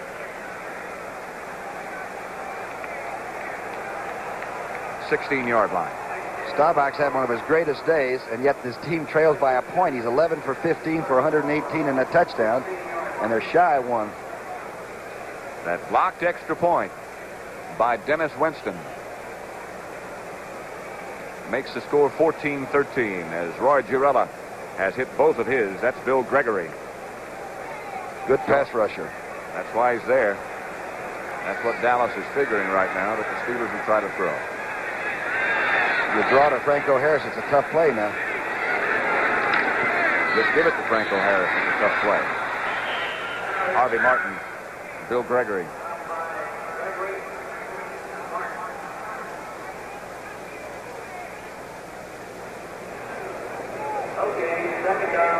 I'd like to be staring across the line of scrimmage at Harvey all day. There he is. I think I'd rather be someplace else. You can play Jimmy Withers stuff in the morning, but he's not going to fool me. I'm not going to play on Sunday afternoon with him, I'll tell you that. John Kolb has that job. With 15 seconds now and the clock running. Jerry Bradshaw gives to Franco. Franco bangs into Thomas Henderson. And Aaron Kyle. Good to see him back. Last play of half number one. Pittsburgh crosses the Dallas unit as both head for their locker room. The Steelers go there with a 1-point lead over the Cowboys.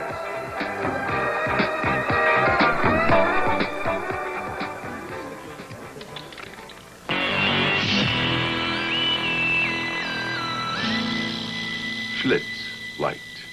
Schlitz Light beer has a third fewer calories than our other fine beer, and all the taste beer drinkers expect from Schlitz. Is that what the gentleman always orders? That's his beer, the only light beer with gusto. We'll have 2 Schlitz Lights. Beer drinkers know it took Schlitz to bring the taste to light. This drop is too little to cover the head of a match. Yet this is enough adhesive, super strong, super fast to lift 2.5 tons. It's Duro Super Glue. A drop will do to mend jewelry, ceramics, rubber, and glass in only 10 seconds. It truly is super strong and super fast. Super Glue. A drop will do. Super Glue. A product of Loctite Technology. Introducing the Ford in your future, the new Ford Fairmont. A new car designed for today and the years ahead. At 33 miles per gallon highway, 23 city, Fairmont has the highest mileage ratings in its class. Yet it has 90% of the head, leg, and shoulder room of most large cars. And base sticker prices for the Fairmont line start at just $35.89. Fairmont, roomy but with mileage like a small car, and the lowest sticker price in its class. Test drive Fairmont, the newest, better idea from Ford. The George Burns one-man show with a little help from Ann Margaret, Gladys Knight and the Pips, Bob Hope and the Captain and Tennille. At my age, they don't think I can last an hour. I'll last. I might even lap over into the next program. This isn't really a nurse. I promised to put her on television. Wednesday at 10, 9 Central and Mountain. Tonight, CBS Sports presents Celebrity Challenge of the Sexes with Farrah Fawcett Majors and many more television and movie stars competing in exciting head-to-head competition. I'm ready. Ready? Okay. Right, don't forget, just let them have it. Here we go, $20 on the nose. Come on, baby. That's Celebrity Challenge of the Sexes tonight at 8 p.m. Eastern.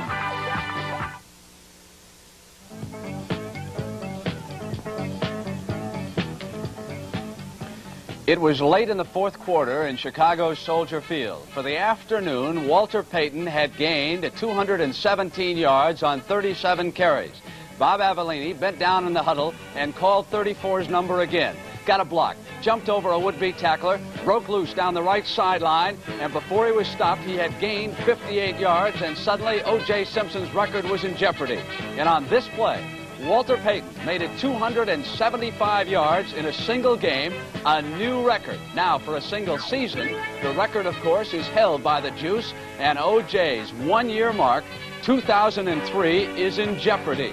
After 10 games, Walter Payton leads Simpson. If you compare Simpson's record-breaking year with this season by Payton, who still has 4 games to go, including Thursday's game on CBS, Chicago and Detroit. Irv Cross, how about Cleveland and the New York Giants? We didn't have anybody running like that, but it was a pretty exciting game, though, Brent. The Cleveland Browns came into the Meadowlands and defeated the Giants by a score of 21-7, and they did it in typical Cleveland fashion. Good overall, solid defensive play, but right here in this sequence of play, Coleman punts down to Bobby Hammond. Bobby Hammond, by the way, had a tremendous day, Brent and fellows. Here he makes a nifty return down to the 45-yard line, and Goldstein goes right back to Hammond on a screen play. This is the best play of the day by far, but the Giants won't get a touchdown out of this because an offensive holding penalty was called on right guard John Hicks, number 74. Bobby Hammond goes in thinking he does have a score, but the play was nullified because of the holding penalty, but we thought you ought to see it anyway.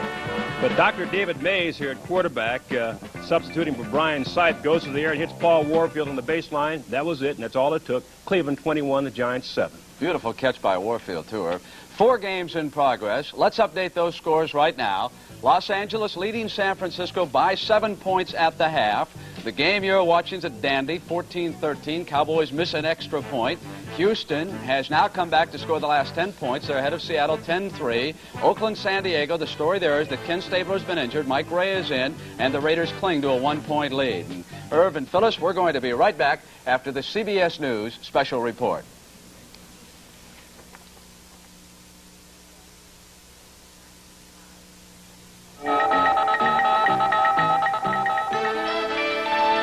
This is a CBS News special report. Sadat in Israel. Sponsored on a continuing basis by the makers of Herbal Tegrin Shampoo. This is Bob Schieffer, CBS News. For Anwar Sadat, this extraordinary day began at the Al-Aqsa Mosque in Old Jerusalem, one of the Islamic faith's most sacred sites. Sadat was the first Arab leader to worship here since Israel took over the area after the 1967 war. He appeared lost in his thoughts as he prayed for 45 minutes, clutching his prayer beads. He spoke only in unison with the other worshipers. Outside, Israeli security forces tightened their guard as Sadat moved through the old city and past the Mosque of the Golden Dome. There were crowds wherever Sadat went, but the police became uneasy when a large crowd began to gather just outside the walled city, chanting slogans both for and against the Sadat visit. As the crowds grew more vocal, Israeli soldiers barred the gates to the old city and reinforced the guard, but there were no serious incidents. He concluded his tour of the old city with a visit to one of Christendom's most sacred places, the Church of the Holy Sepulchre, revered as the place where Christ was buried. There was almost a festive air as the walking tour of the old city continued. Throughout the stroll, Sadat seemed composed and in good spirits in spite of the crowds that pressed in around him, and those who were permitted near him seemed genuinely happy that he had come there. A bit later, the mood was more somber as Israeli Prime Minister Menachem Begin took Sadat to Yad Vashem, the memorial to European Jews who were murdered by the Nazis during World War II. Begin led the Egyptian president down the steps and through the black marble corridors of the shrine, which is known in Israel as the Memorial to the Holocaust.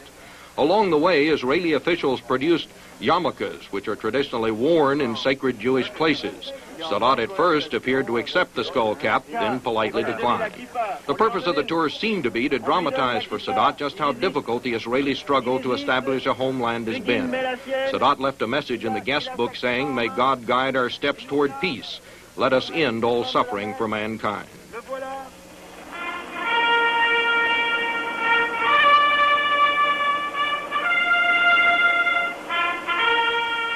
But perhaps the day's most dramatic moment was at the Knesset building, the home of the Israeli parliament, where an Egyptian flag was raised to fly beside the Star of David.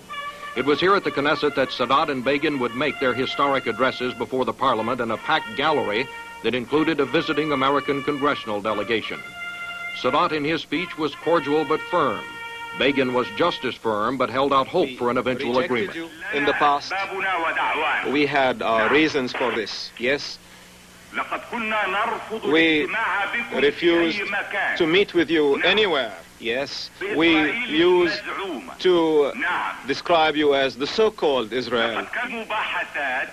But I tell you today, and I declare to the world at large, that we accept to live with you within a just and lasting peace. We do not want to surround you or that you surround us with rockets aimed at destruction or the missiles of prejudice and hatred. I declared on numerous occasions that Israel has become a reality. I suggest that everything will be negotiable. The one that says in the relations between Israel and the Arab states that there are things that should be taken out of negotiation, takes upon himself a great responsibility. Everything is open for negotiations. The members of the Knesset reacted to the Sadat speech with courtesy and what seemed to be curiosity. Back in the United States, President Carter paused on his way home from church where he had prayed for the success of the Sadat visit.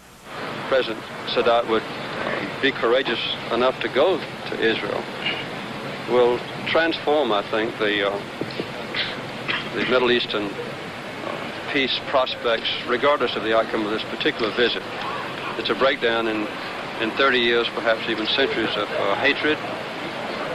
And I was particularly touched yesterday when President Sadat walked down the red welcoming carpet and shook hands with Mr. Dayan, and he and Mrs. Meir exchanged a friendship, and he bent and kissed her on the cheek. I thought that was a great occasion. I think it will be a major step forward. Sadat and Begin met again tonight at a working dinner. More details on that this evening on the CBS News broadcast 60 Minutes. This is Bob Schieffer in New York. Now we rejoin the NFL on CBS.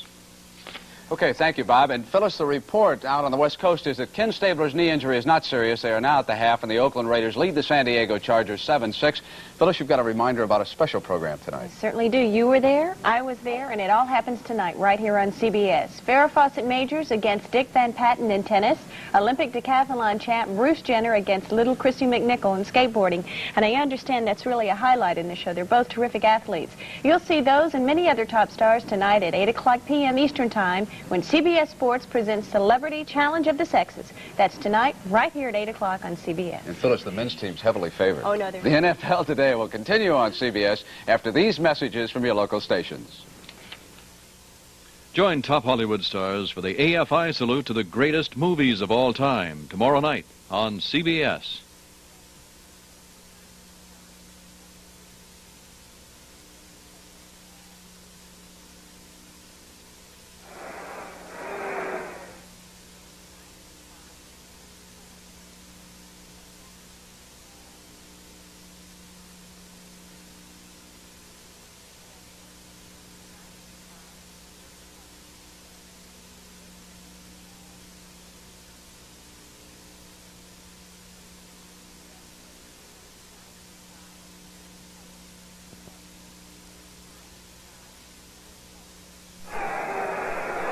In a moment, we're going to see some youngsters who might be the pro players of tomorrow. But first, let's see how some of today's pro players got their start. Hi, I'm Mike Kirkland. I'm a quarterback with the Baltimore Colts. That's Randy Burke. He's with the Colts, too.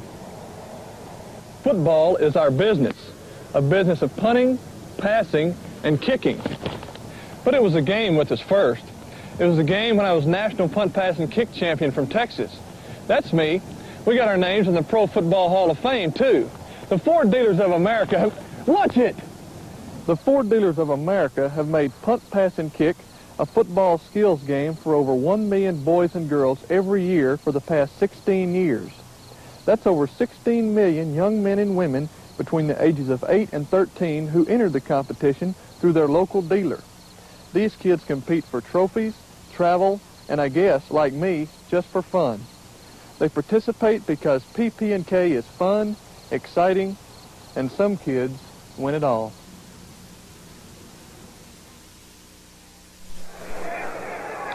Ladies and gentlemen, these youngsters have already competed in the kicking and punting events. Now they'll compete to see who can pass the farthest and most accurately. Their scores will be totaled. We'll see the winners later on. And now, if the officials on the field are ready, let's go to the action. Our first 8-year-old passer is from Freeport, Pennsylvania. He is Jeff Christie. Go, Jeff.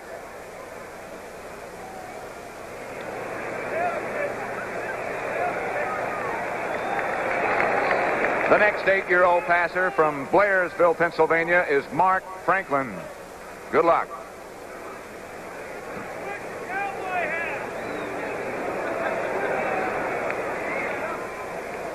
And now we move to the 9-year-olds. From Julian, Pennsylvania, Greg Snowberger.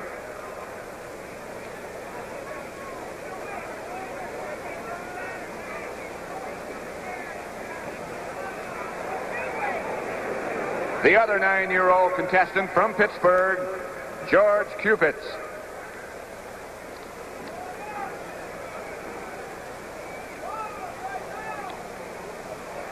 Good throw. And now we move to the 10-year-old contestants. From Toronto, Ohio, Donald Raymer, Jr., number 53.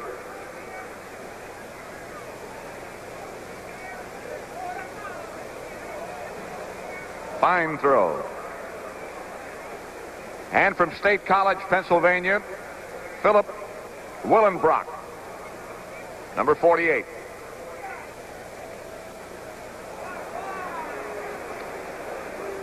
And now we move to the 11-year-olds.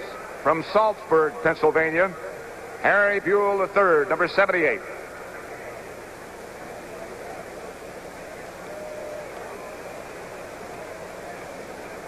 And from Bedford, Pennsylvania, Robert Doman.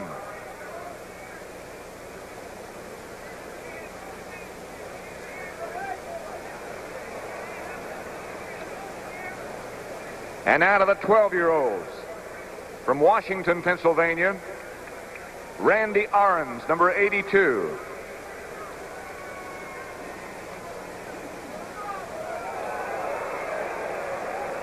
Good arm. And from Elkins, West Virginia, Scott Hopwood.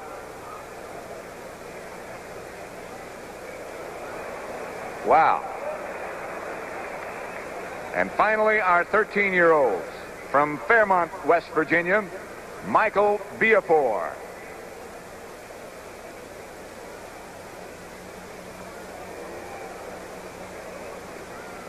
And finally, from Pittsburgh, number 72, Patrick Reed.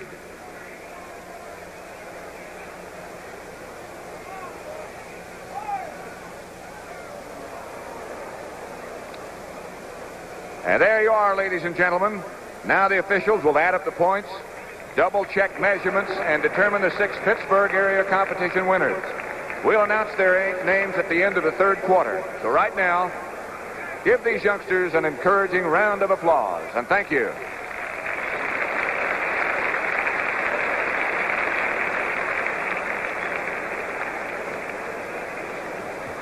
We're at the half of the contest between the Dallas Cowboys and the Pittsburgh Steelers.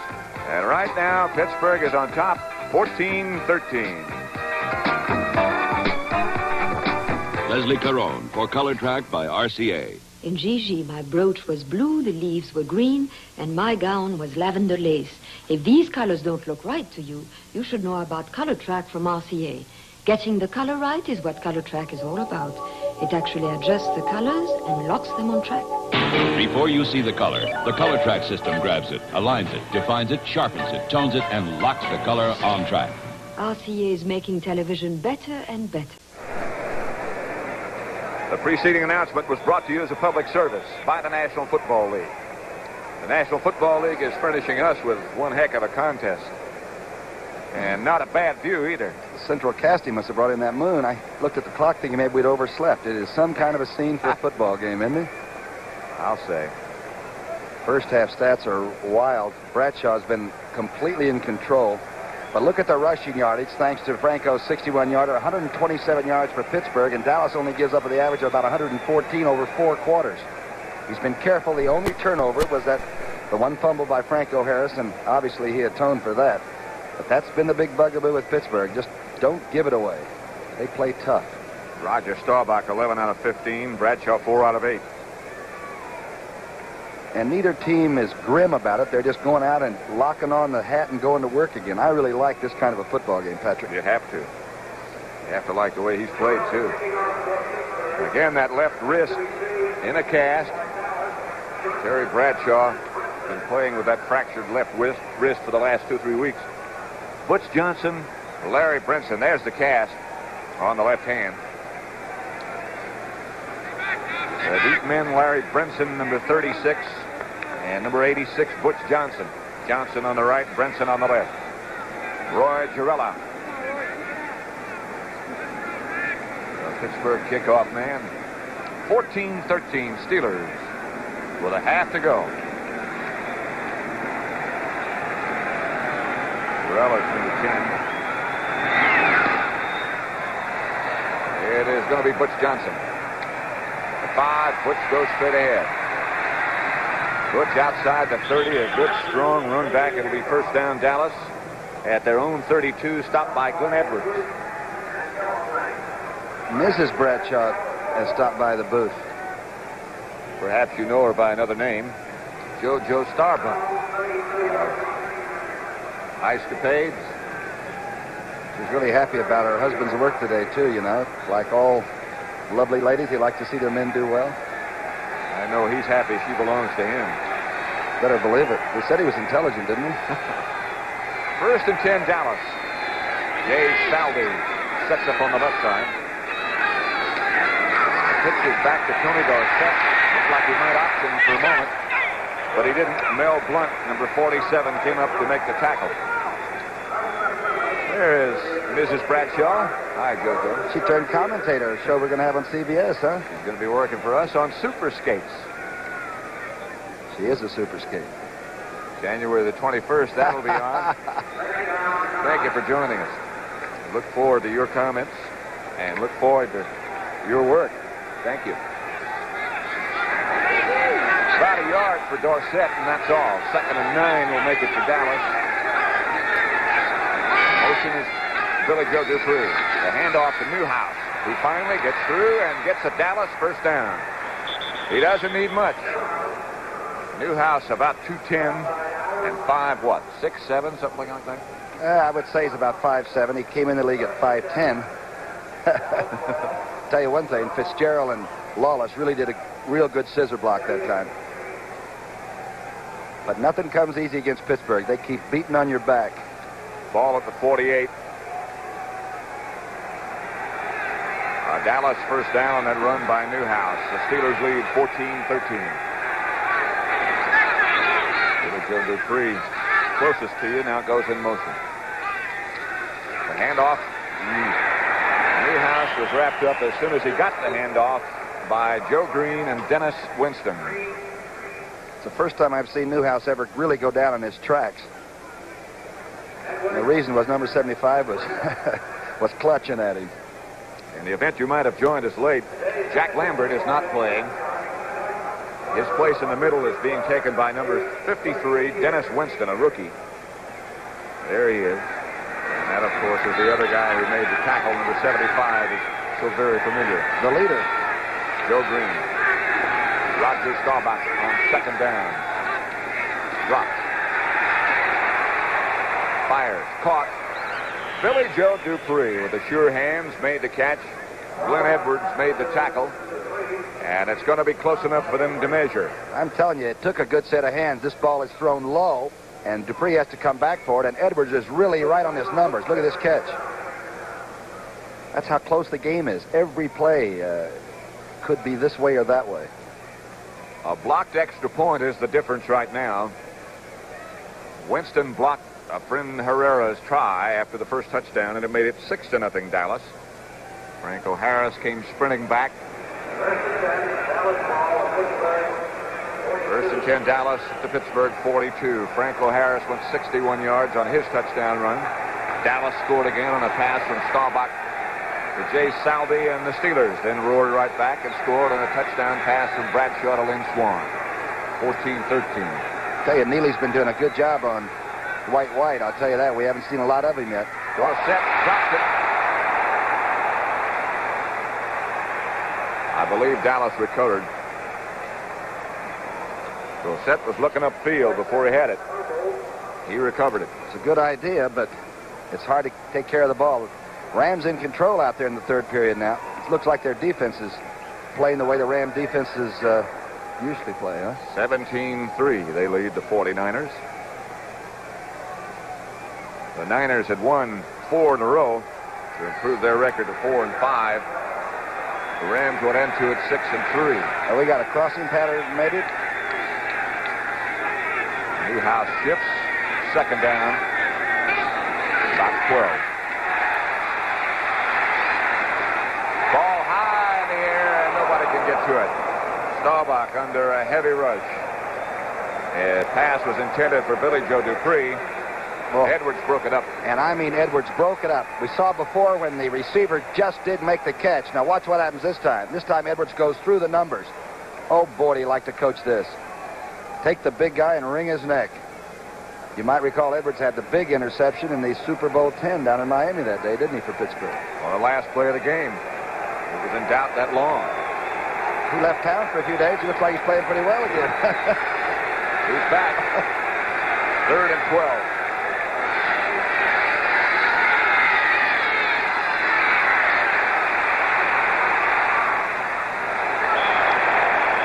Intended for somebody, but I'm not sure. I think it was Preston Pearson that was checking out.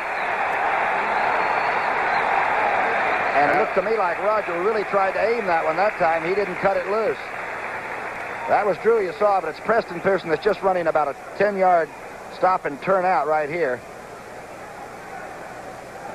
Intended receiver nowhere to be found. Jim Smith way back deep for the Steelers, and number 11 for Dallas, Danny White. A high kick off the side of his foot. Goes out of bounds, way outside the 10. Not one of his better efforts. They mark it at 16.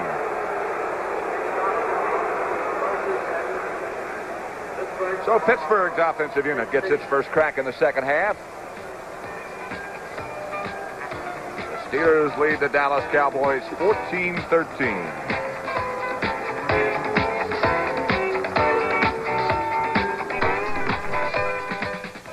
Oh, this is perfect. Could you hold it for me? I get paid Friday. I'm sorry. This is a Christmas special. Oh, how about a deposit? Do you take postage stamps? You take Master Charge, don't you? Master Charge? Of course. You've just seen Clout in action. Clout is your Master Charge card, your personal account for Christmas shopping in over 2 million places. Carry Clout and relax. Oh, boy, do I need one of those.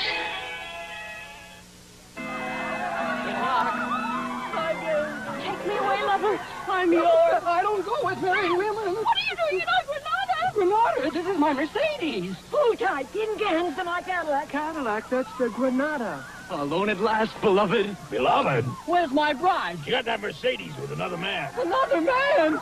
The new Ford Granada. One way to tell it from Cadillac or Mercedes is its sticker price. When America needs a better idea, Ford puts it on wheels. 11 minutes, 18 seconds left to play third quarter. 1st and 10, Pittsburgh. Ball at their own 16.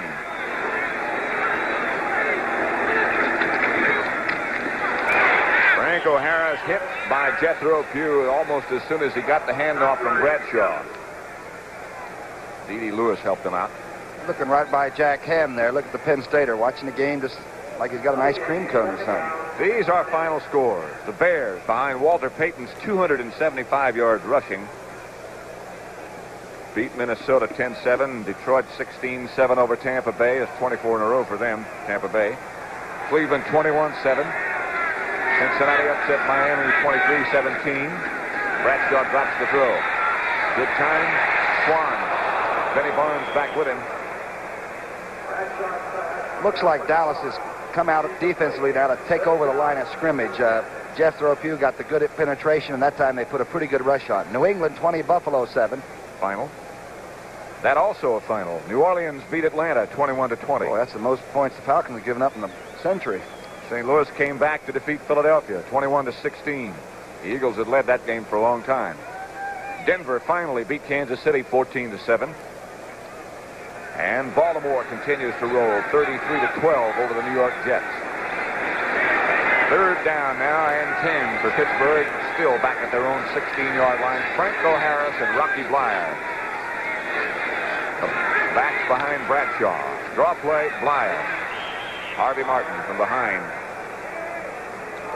And we'll look at Bobby Walden. Come on, number 39.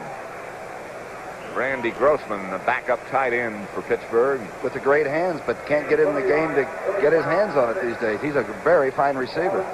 Plays behind Benny Cunningham. Scored a touchdown in the Super Bowl 2 years ago against Dallas.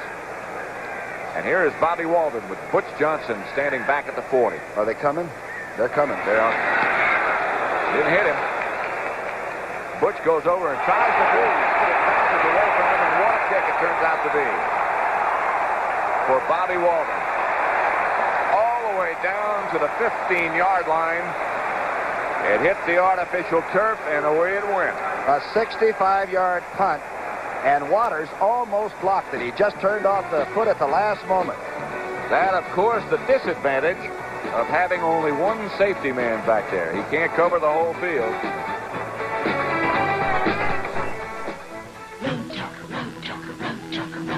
Road Talker.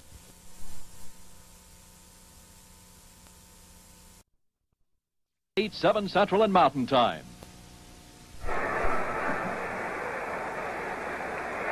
First down, Dallas Cowboys after a tremendous punt by Bobby Walden. Cowboy ball at their own 15. 14-13 Pittsburgh leads. Hand off Dorsett. 3 or 4. Both teams have told their defenses, we need you. We need you more than we've ever needed you. You got to squeeze them and make them cough it up. And Dorsett that time looked like he was going to pop through the hole, and it closed up. Ernie Holmes had him, and end of saga. Dwight White helped. Think Roger will throw this time? No. You? Well, I don't know. He's going to have a few people hang around him if he does, I'll tell you that. No shotgun. 5 or 6 to go.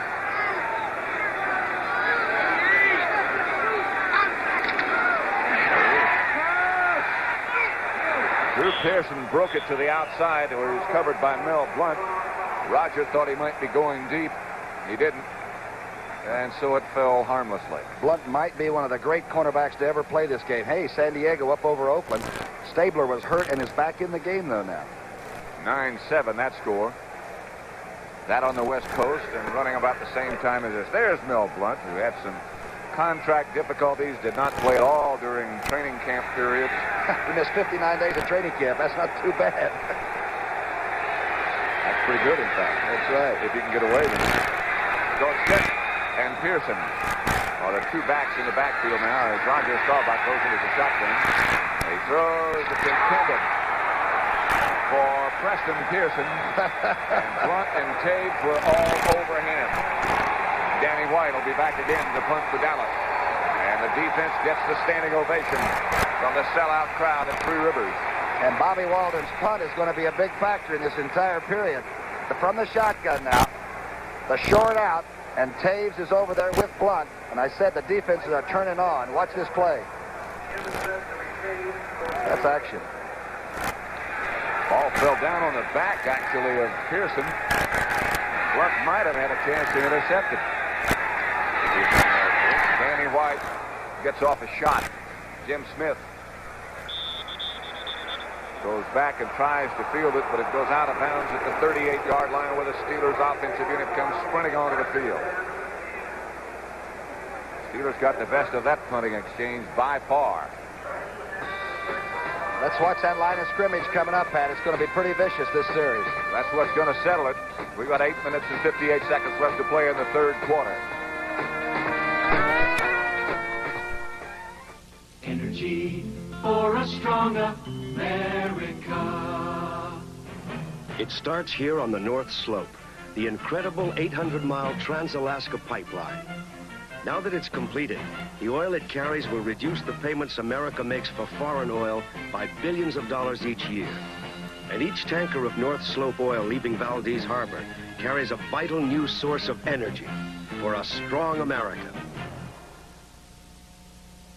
Meet my new friend, the Norelco Brewmiser. Hello. He'll tell you how the Norelco Dollar Brew helps save coffee. With today's coffee prices, why make a full pot when you only want a few cups, huh? With my Brewmiser, you can make just the number you want. And still dial perfect coffee every time. Light, medium, dark. Good. Pay less, pay more. You can't buy a finer coffee maker than Norelco. Or one that will save you more coffee. Believe him. Believe him.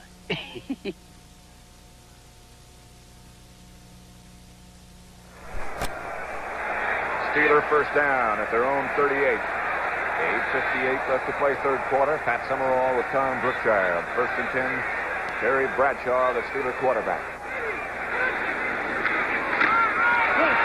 To Franco Harris. He tries to cut back, finally does, and picks up about 6.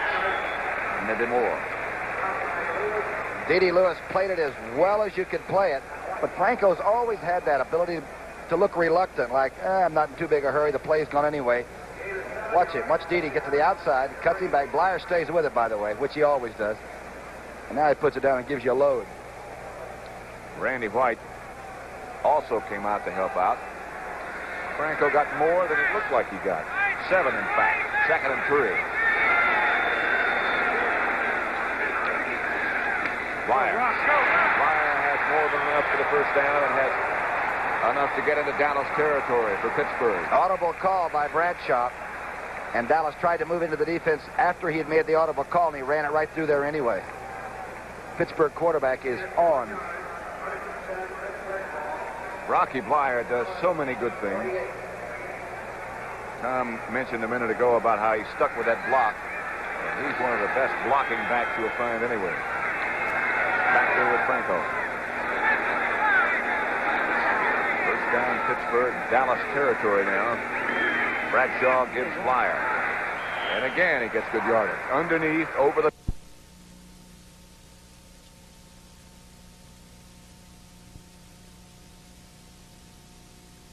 right tackle, and the rest of that Steeler group comes out in front of Bradshaw. 2nd and 6.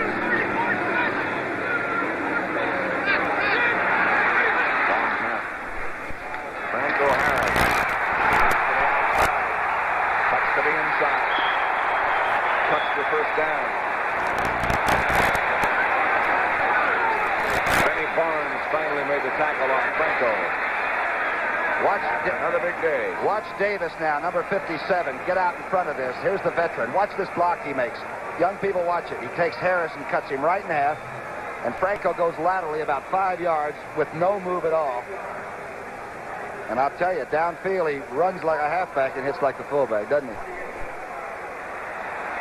First down, Pittsburgh at the Dallas 28. Franco Harris operating very efficiently.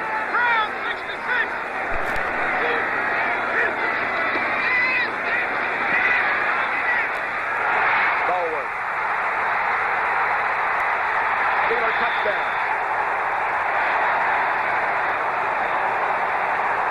Bradshaw really pulled the trigger on that one.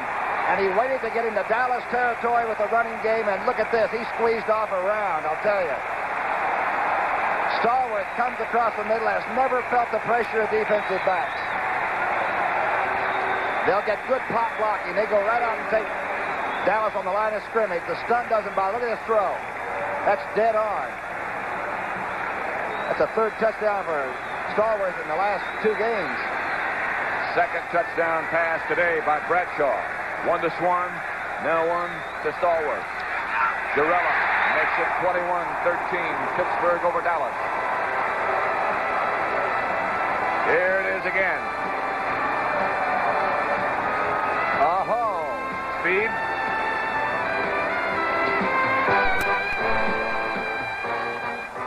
Announcing the new Firestone steel-belted radio 721.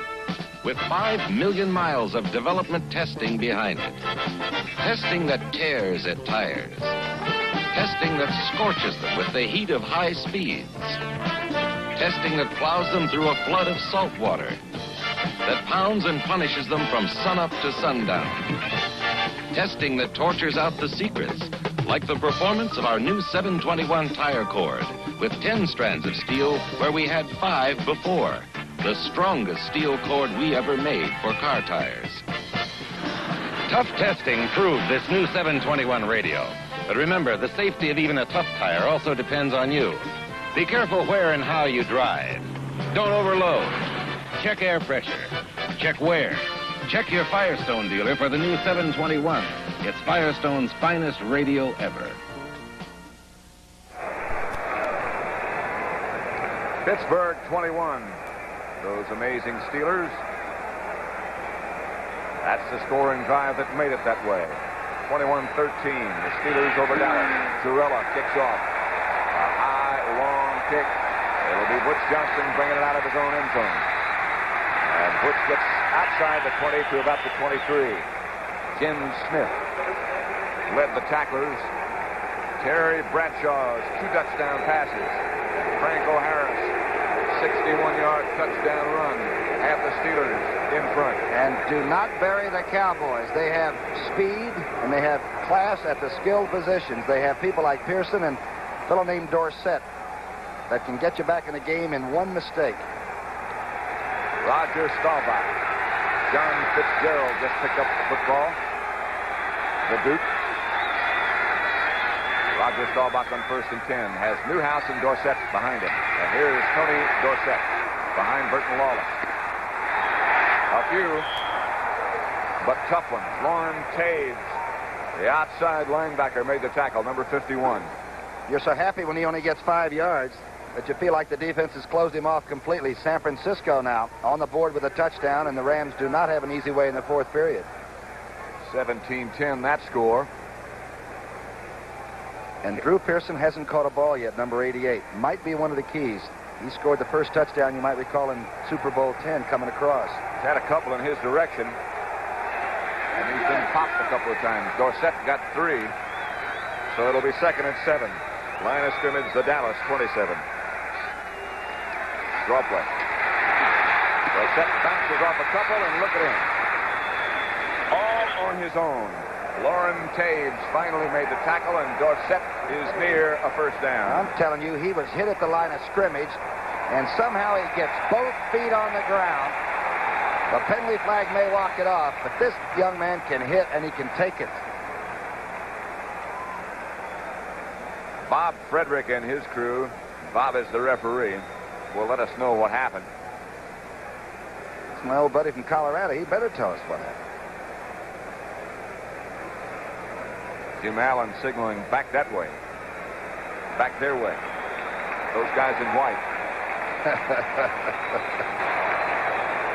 Offensive holding, number 8. Garbled transmission, which is just as well. We don't like to point the finger. The penalty's bad enough without being named. It'll be 2nd and 17 now for Dallas. From behind Roger Staubach. Look at this. The crowd comes alive on 2nd and 17.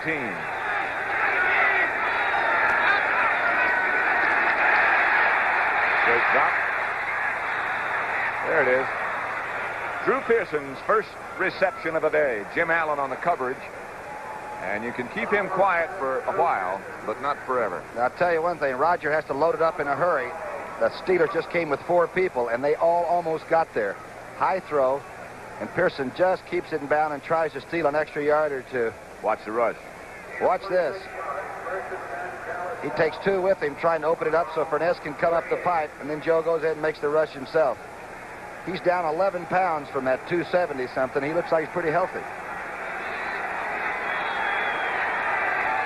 I think he got all of his vitamins. He had missed a meal, I'll tell you that. First down for Drew Pearson. Roger Staubach moves Dorsett deep. Fakes to Dorsett. Throws outside. Overthrows. Butch Johnson, the intended receiver, stopped and covered by J.T. Thomas. Houston 10 now, Seattle 3. Houston's record in the AFC Central was 4-5. They could get it up to 500. Talk about a race. Cleveland's already won, so they're 6-4. Pittsburgh trying to go 6-4. Cincinnati won. They beat Miami. They're 5-5. But make no mistake, the 8-1 Cowboys want this game so badly. Not for percentage or average, but they don't want to lose to this team. They may see them later on. And they, of course, are aware of the fact that St. Louis has already won. St. Louis chasing. The Cowboys should lose. The Cardinals would only be one game back. Staubach back. Pick it up. Picked off. Jimmy Allen down the sideline. He might go. Allen at the 2. He is down. Ralph Neely on the tackle, but Allen made the interception. And Roger looked at Dupre all the way and laid it right in there, and he's really been guiding the ball. He has really been making too short. And Allen's got the great speed. He's limping a little bit, but I have a feeling that hurt will go away. All right, watch this. Roger looks all the way at Dupre coming by, and now tries to straighten it right in there. Excellent move by the safety man. Kept off the white line. And now Neely comes up to snuff him there. And it's 1st and goal for the Steelers. Franco Harris makes it touchdown Steelers.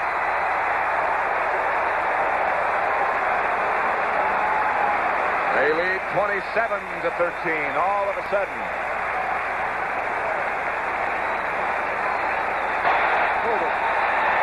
Here comes Terry Bradshaw, the jubilant one. Offside, decline. In the background and underneath the roar of the crowd, you could hear Bob Frederick saying the defense was offside, but that's academic. Chuck Noll welcomes Franco Harris after his 2nd touchdown of the day. What was that touchdown drive? One play? 2 yards. Sutton. Flags are down again, but Jarello's kick is good to make it 28-13, Pittsburgh. And this battle may have just begun. There's a long 4th period that stretches out in front. Defense, offside, points good, and we Here's a touchdown by Franco Harris. Weak side run. Look at the blocking. A stand-up job, his 2nd of the day. He has 139 yards. I'm talking about number 32. Number 50, who threw that key block, was Jim Flack, the offensive guard, and he just shut off Aaron Kyle.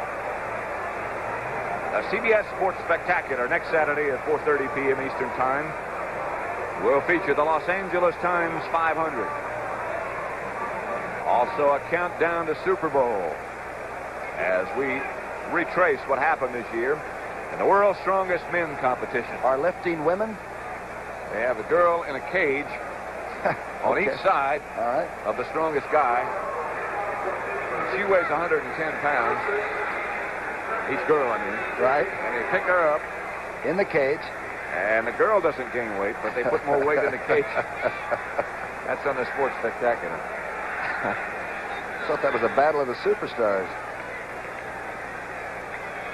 I thought when I first heard about it that the girls were going to try to gain weight. Roy Girella approaches the kick. Butch Johnson and Larry Brinson are deep, and Brinson will start at a stop. Now he brings it out. The rookie from Florida gets outside the 20. Still on his feet. Larry Brinson still on his feet after the 40. What an effort. Brent Sexton finally made the tackle.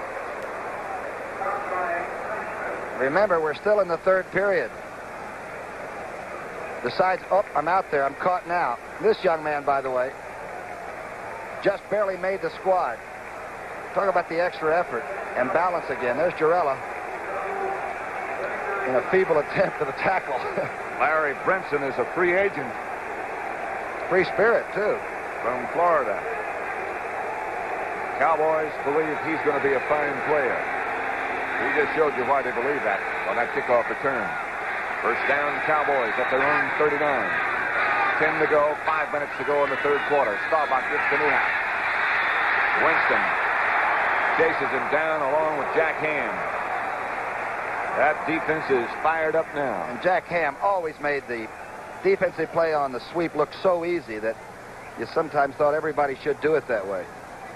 So quick. Oh, he's so quick, and he's about 215 or 16 pounds. He looks undersized. He just is always in the right place. Bum Phillips' group leading Seattle 13-3. Tells you their record a little bit earlier. They're 4-5, trying to get it 5-5. The AFC Central is something else again. Staubach to Dorsett. A few, but not many. Ernie Holmes, number 63. Ernie Holmes is really giving Fitzgerald a tough afternoon down there, and Fitzgerald's got to be one of the top 2 or 3 centers in football, and Big Ernie, number 63, is just packing it in. That'll bring up a third down situation for the Cowboys. 6 yards to go, and they bring in the group that they figure operates better on a passing situation. Steelers, nothing is easy, but their schedule from here on in is not that difficult. They play the Jets next week. Dallas, rough road. Roger Staubach looks, finally pulls it down, throws finally, knocked down on the sideline by J.T. Thomas, and Dallas and Danny White will have to punt. And Roger was just glad he could throw it to somebody and get it knocked down. Listen to this crowd. And Art Rooney must be up clapping with them. Talked to Mr. Rooney at the half. I said to him, good first half. He said, I wish it was over. They were ahead 14-13 at the half. Dangerous punt return man. And as we said, Smith doesn't even know what the fair catch signal is. Jim Smith is number 86. Number 11 there is Danny White. High kick again, aiming for out of bounds. Smith lets it go there. Just barely out of bounds, no return. At the 20-yard line is where it's marked. Just looking ahead at the schedule for Dallas. And keep in mind that St. Louis, the pursuers, have already won. Dallas has Washington in Washington next week, then Philadelphia, then San Francisco, and they finish with Denver. And Philadelphia played Dallas tough 2 or 3 weeks ago, too. That whole schedule's rough. The Rams now 20-10 over San Francisco. The Steelers' remaining schedule, the Jets, Seattle, Cincinnati, San Diego. Here's Rocky Bleier. Bleier knocked down hard by Bob Brunick, the middle linebacker. You know, I got to believe that Chuck knows preparation, and they tell me there were some 3-hour practice sessions, which is unheard of, really, in modern football. But because of the crazy offense that Dallas has, plus the getting their own offense together, no, really work these guys hard upstairs, you know. And cerebral team is a pretty good team, and it looks to me like their game plan offensively is excellent. We haven't had one call for Thomas Henderson, the great linebacker, today, not yet. You're right. I hadn't thought of that. 3-yard pickup by Bleier makes it 2nd and 8, and Rocky comes in motion, and Franco Harris comes behind him. Franco taken down by Charlie Waters on a good play. A gambling play.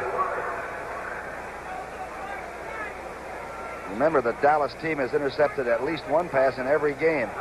Not yet today. A long yardage situation now for Dallas. A situation that everybody who faces them dreads because they make so many defensive changes. They come with 6 defensive backs and 16 different kinds of blitzes.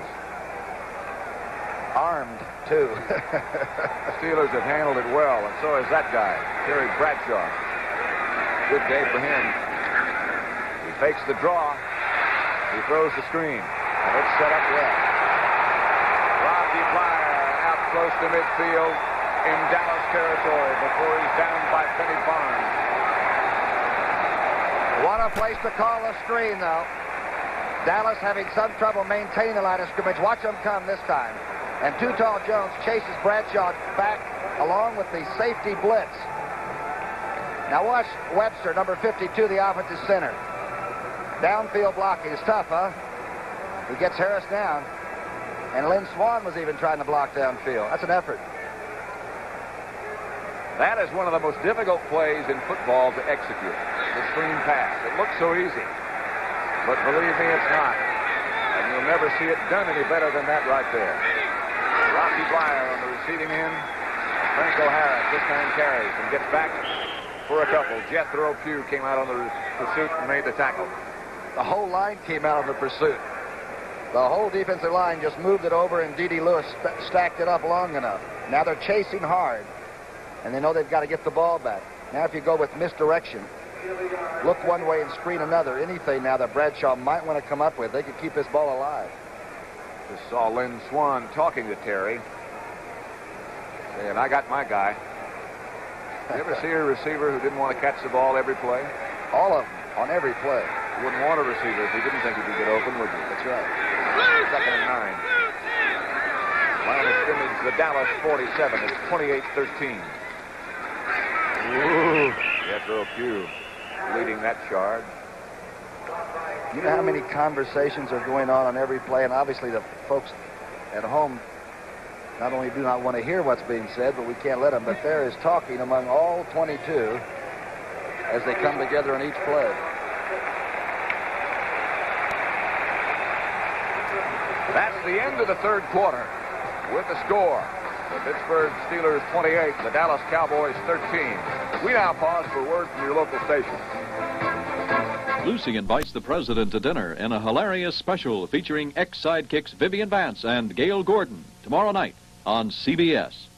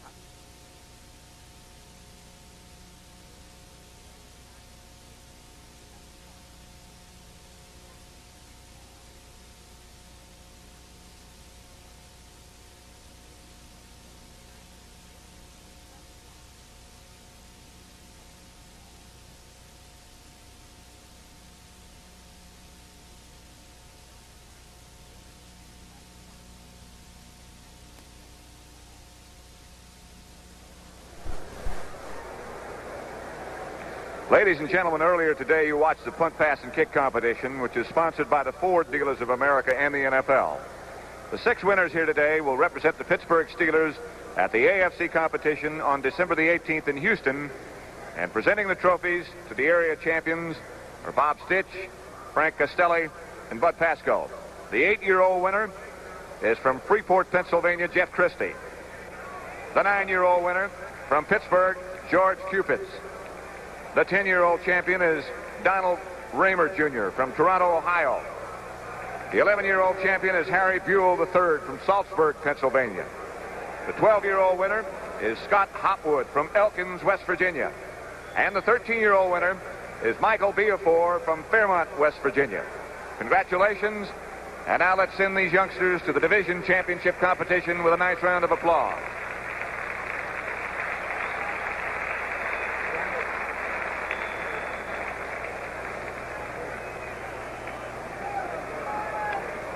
Joe Green looking on.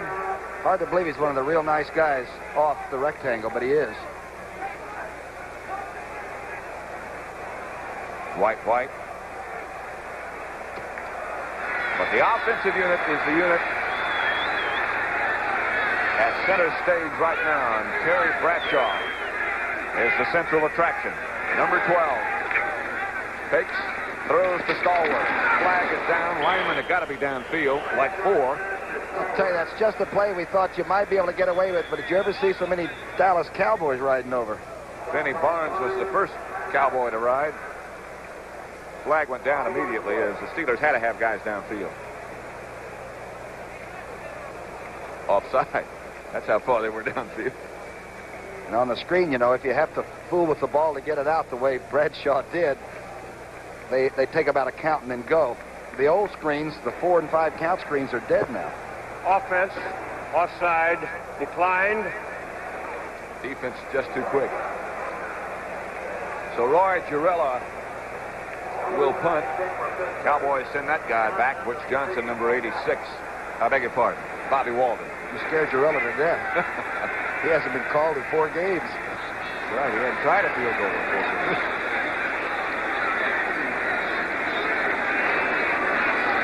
Long count. Dallas almost jumped. They encroached and got back. Fine drive to Butch Johnson, who signals for a fair catch at the 17. Cowboys put on a reasonably good rush, but not too much.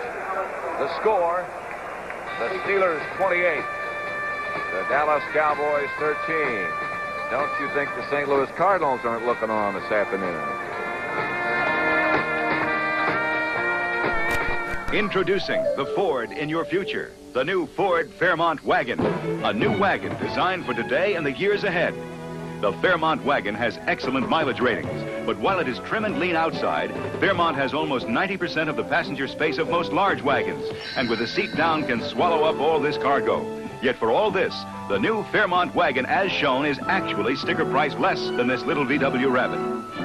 Test drive Fairmont, the newest, better idea from the Wagon Master. When do you say Budweiser? I say it with every stroke of my brush. When do you say Budweiser? ピザを食べながらテレビでカウボーイムービーを見るときですよ。 Right now, or any time that's right for a cold beer is perfect for the smooth taste of the king of beers, Budweiser. When you say Budweiser, Now that's a masterpiece. you said it all. This is Charlton Heston. Please join me and a host of celebrities as the American Film Institute salutes America's greatest movies, Monday at 9:30, 8:30 Central and Mountain. Tom Landry, the head coach of the Dallas Cowboys, looking on. His team trails 28-13. They have the football at their own 28. Here comes Drew Pearson in motion. Tony Dorsett in motion. Dorsett cuts back for perhaps 4. Lauren Taves made the tackle, number 51. That's spelled T-O-E-W-S. Spelled that way. Make it multiple choice. I'm really in trouble. Did you notice Dorsett didn't run by his interference? His own blockers were in his wake. He is still in a hurry, and that's what youth will give you. You can be in a hurry. There's Franco. He's got 143 yards rushing already. I've forgotten about that youth, but Dorsett is quick. 2nd and 5. He got 5. Roger Staubach drops the throw and throws. Caught by Jay Saldi. A heck of a catch. J.T. Thomas made sure he stayed down. They tell me Jay Saldi has really developed. The reason is that Guinea's works so darn hard. Ditka told us he's the hardest working person he's ever worked with on receivers. Now watch this catch. It's a tough catch on a slippery rug in a foreign place, Pittsburgh. Lynn Swan, who has made some tough catches on his own. Pretty good little television commentator, too. He did a good job. Yes. Spent some time with Mike Ditka last night, and his friends weigh over 300 pounds. 23-10, Los Angeles over San Francisco. Mike, of course, played here at Pitt as well. Here is Robert Newhouse cutting back. Out near the 40. Dennis Winston, the middle linebacker, made a tackle. Chuck Noll, the wine connoisseur, also the Steeler head coach. Used to be the old Cleveland Brown guard. Messenger guard he was. I remember I think he bit me once on the arm. I was just trying to get out of bounds. And he only played every other play.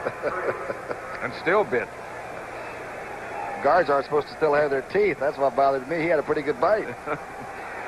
He alternated with John Wooten, didn't he? He's now a member of the Dallas organization. 2nd and 3.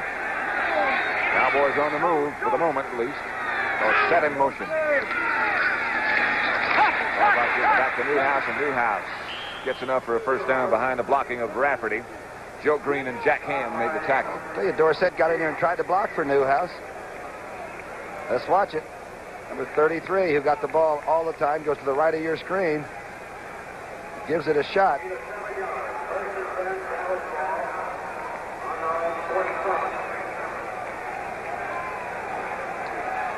First and 10.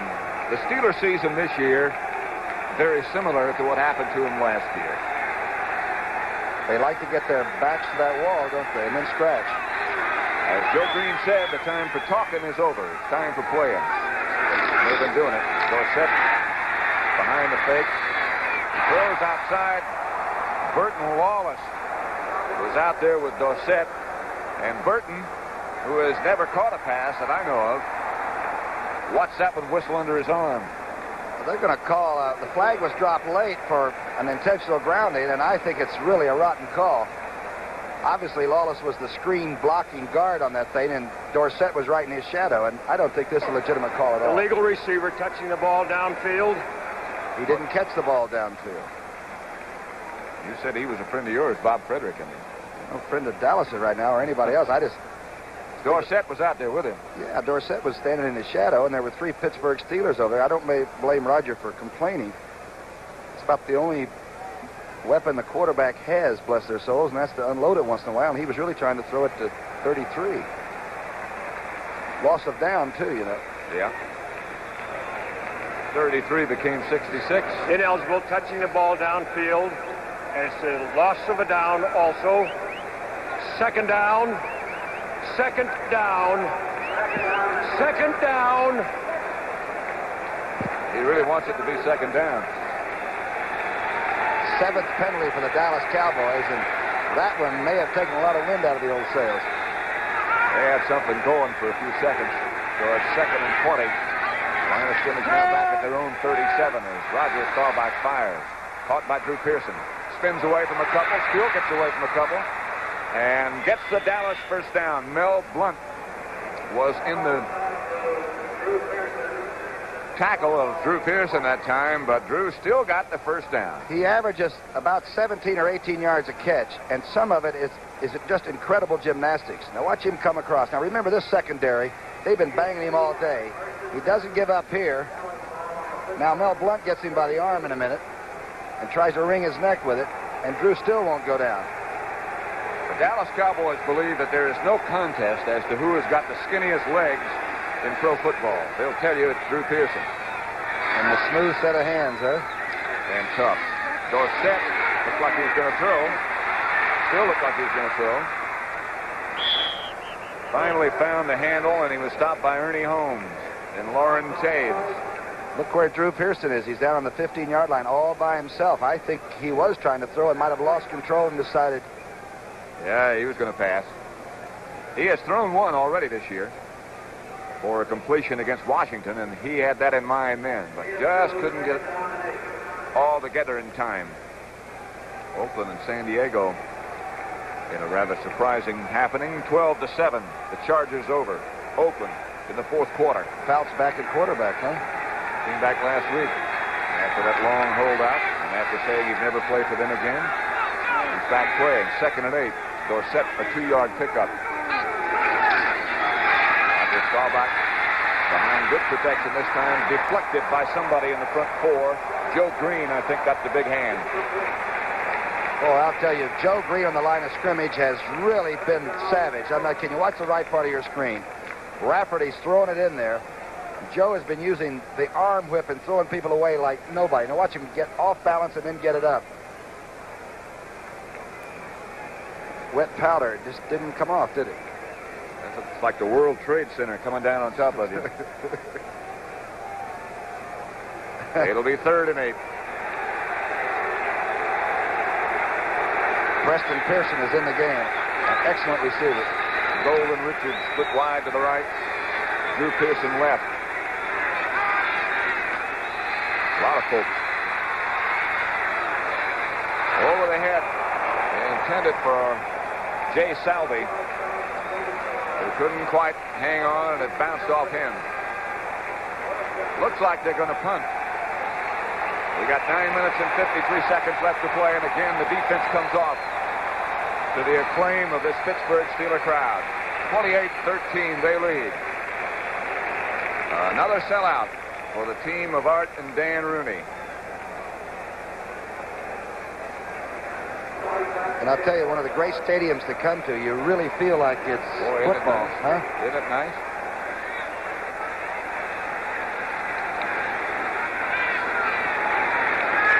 It's been Steeler football today as Danny White tries again for the sideline, tries again to get it away from Smith, Burton Lawless, and Tom Henderson down looking at it go out of bounds.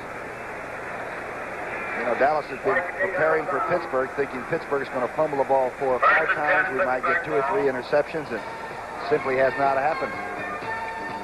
9 minutes and 45 seconds left to play in this contest, and Pittsburgh in command.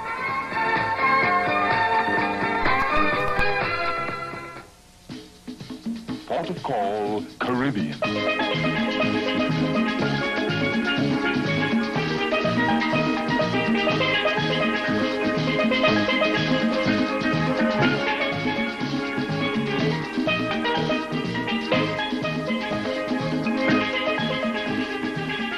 The Navy. See your local recruiter or call toll-free. It's not just a job, it's an adventure. The closer you shave, boy. The closer you shave, boy. The more you will need. The more you will need. Great balls of comfort. Great balls of comfort. To do it with ease. Great balls of comfort. Oh, just let Noxema. Noxema. Cream ya. Great balls of comfort to you. The closer you shave, the more you need soothing, medicated Noxema. Great balls of comfort to you. Woo! 28-13 in favor of that group. Run by Terry Bradshaw, number 12. 9:45 left to play. Dallas Cowboys looking like they might lose their second in a row. Franco Harris barrels outside the 15-yard line. Ed Too Tall Jones. Remember when he personally took Minnesota apart in that Super Bowl, 158 yards rushing? The Oilers, 20-3 over Seattle. Bradshaw's job now, work the clock, pull that chain a little bit and get the minutes off and take away chances for Dallas to get back in quickly. A few more plays like that would make him happy, and Steeler fans as well. Second down and 3. First down, Pittsburgh. That offensive line for Pittsburgh, it's not as renowned as the St. Louis Cardinals or even maybe the Dallas Cowboy bunch, but they do a great job. And when they can't block you, they hold you very well. And you know the thing about them, they're not that big. They're all about the same size. When I say not that big, they weigh 245, 250. They have no necks, though. They're just all solid guys. They would be big if they had necks. Pretty tall. Yeah. First down, Pittsburgh at their own 22. Bradshaw gives to Blyer. And Blyer picks up Randy White and a few others. Pittsburgh's not thinking turnover, but Dallas defense is thinking turnover. Let's scrape it, let's grab it, make a bad handoff. Which of those two guys do you think that is in the left-hand corner? Rocky Blyer. He didn't look too rocky then, did he? A nice smile for a hard-nosed football player. But you know, he's still got a great smile. That one of the incredible stories anywhere, not just in sports. The Vietnam veteran who was told that he'd never play again is now one of the better halfbacks in this league. Franco Harris, one of the better fullbacks in this league. Cuts back to his right, stopped by Jethro Pugh. Man, there's some hitting going on now. There were 5 Cowboys in on that, on a gang tackle. Again, they're looking for the ball. And you don't want to say it in the huddle like, make sure you hold on to it. You know, the things that aren't happening, you try to act like they can't. But you don't want to fumble it now. You don't want to let Dallas feel like hey, we can snitch it. But the minute you say don't fumble it, that makes you squeeze it just a little bit harder, and that's when it pops loose. It's got helium in it. There's the other member of that running backfield, Franco Harris. That was taken last year. Before he had a beard. Third down, Franco. Does not get his first down. D.D. Lewis wraps around the top part. Cliff Harris had him around the ankle. Is it rough on a Sunday afternoon? Watch this. D.D. Lewis is just playing the best football of his life. Harvey Martin reached a stalemate with the guy who was trying to block him and sort of stacked it up. Benny Cunningham, the tight end, is the guy who's down and being looked at now by the Steeler officials. Benny rolling over right now. We have 6 minutes and 47 seconds left to play in this football game. Pittsburgh 28, Dallas 13. Honey, is this homeowner's insurance high? I don't know. Think it's too much? How would I know? Compare with Allstate. Compare? Bring in your policy and compare rates. If you have a good deal, we'll tell you. But for many, chances are we've got a better deal. We've got a better deal. Allstate might save you some money, but you'll never know until you bring in your policy and compare. Oh, that's a good deal. When you want to save on homeowners insurance, Allstate wants to help. That's a promise from us. The good hands people. The best-selling American-made small car versus Japan's best-seller. Hello, I'm Jackie Stewart at Indianapolis. Which small car accelerated to highway speed quickest? In the highway entrance test, 78 Ford Pinto reached highway speed faster than a Datsun B210, faster than a Toyota Corolla, faster than a Honda Civic, with added features. Pinto sticker prices are lower than last year. Check out all the Pintos at your local Ford dealer. Another better idea from Ford. Big Cunningham walked off, the big kid from Clemson. He was limping, but he was walking. His college team finished on a positive note with a few close and anxious moments yesterday. And they're in line for the Gator Bowl, looks like. Dallas is coming. Walden is back, number 39. Butch Johnson alone, and here they go. Didn't get it. And they do get him, though, and a flag goes down, and Pittsburgh will keep the football. Bobby Walden. And I don't believe he was faking it. I believe he was a little bit gimpy. He is still a little bit gimpy. He's not only gimpy, but he's mad. Oh, Bobby Walden, you're on television. He gets it off. That's the main thing. If he just wear a full face mask, we wouldn't have seen that. Said the magic words. Running into the kicker defense, number 43. First down. Steeler first down. They lead 28-13 over Dallas. The ball now at their 35. That is the final score. That game over on the West Coast. Los Angeles 23. San Francisco 10. The Ram record goes to 7-3. Atlanta lost. They are 5-5 now, so the Ram lose 2 games. Here's Franco Harris breaking a couple of tackles. Franco Harris near a first down. Charlie Waters got him out of bounds.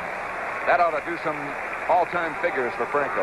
That puts him over. His best was in the Super Bowl, 158 yards. He had 157 once on 41 carries against Cincinnati, but this puts him over that. And, of course, the 61-yard burst may have set the tone for the whole game. I tell you, Clack that time, Jim Clack came out and took D.D. Lewis in from the outside position, and one of the great blocks you'll ever see. We saw Dallas early in the year when they were really playing well, and honestly, they haven't been playing well in recent weeks. But Pittsburgh, I think, is as good as we've seen all year right now. I think they're very physical. If you want my spot, okay, knock me off of it. And that kind of a team under this kind of a coach, pretty tough late in the year. Tom Landry and Roger Staubach looking on. Figures on Harris, you got? 164 yards on 25 carries. Previous best, Tom, was 157 yards against Cincinnati back in 1975. So Big Franco looks like he's going to do 1,000 at least again. And he plays hurt extremely well. He'll give it a shot. Second and a very short half yard as Rocky Blyer will go for that and get it. Wrapped up by Ed Jones, but he still got the first down. I'm not so sure that Dallas hasn't played well. I just think that Pittsburgh since the 61-yarder by Harris, they just seem to have been in control. As the yard markers move up for Pittsburgh first down, the crowd begins to sense that this one goes into the W column for the Steelers. They lead 28-13. We now have 5 minutes and 40 seconds roughly left to play.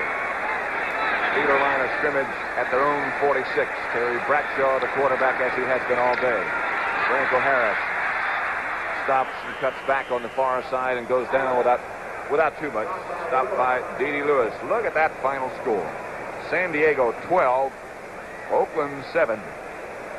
San Diego's record goes to 5-5, and Denver takes over first place in the Western Division of the AFC. And Snake Stabler did have a strained knee and did not finish the football game as the Oakland quarterback. Speaking of strained knees, there's Benny Cunningham,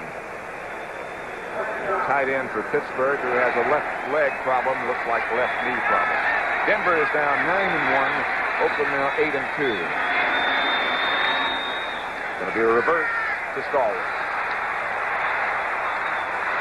Tried a lateral, got it back. Brunick, Charlie Waters wrap it up. Almost that crucial fumble. Everybody inhaled. Waters plays it beautifully. The safety man comes up and is waiting for the reverse. Of course, the Cardinal sin would be to let Stallworth get outside, which number 41 does not allow. Even spins back and gets the tackle, he and Randy White. Watch the ball come up. Told you, everybody inhaled.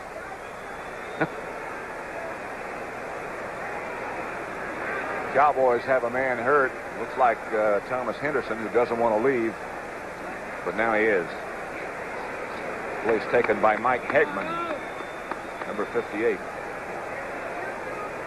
I'm not sure what's going on there. Waters is shaken up, too. He made a spin around and got that slap on the head, I think. I tell you, it's a physical game. Hey, that roll out of a block like you just saw Waters execute there is a pretty good lesson for a young, aspiring football player. That's a good way to get away from a block. Bradshaw, by the way, has used up about 4.5 minutes on that clock. We have 4 minutes and 15 seconds left to play now. The Steelers lead it 28-13. Their ball at their own 45. Bradshaw's up back to pass. Harvey Martin has him get away and again get away. And finally, Mike Hegman takes him down. Randy White back there with him. And I mean, took him down in rough style, and Bradshaw is on the ground. He has that bad left wrist. That's the first sack of the day on Bradshaw. And the team came in with 40 of them. Terry's getting up. He's all right. JoJo's right behind us, and she's worrying, but he's up, JoJo. JoJo Bradshaw, his wife, watches him come off. Here's the play again. One of the great football games, other than that Super Bowl when he was just simply fantastic, is this one. There is Harvey Martin getting a shot, and Gregory, and White, and finally the hit by Hegman. Hegman that did the job, huh? 39 is Bobby Walden. Back for Dallas, number 86 is Butch Johnson. Will they or won't they? They've tried a few times and have come close, but haven't blocked it. High kick from Walden, and up goes the hand for fair catch from Butch Johnson. Dallas football at their own 35-yard line.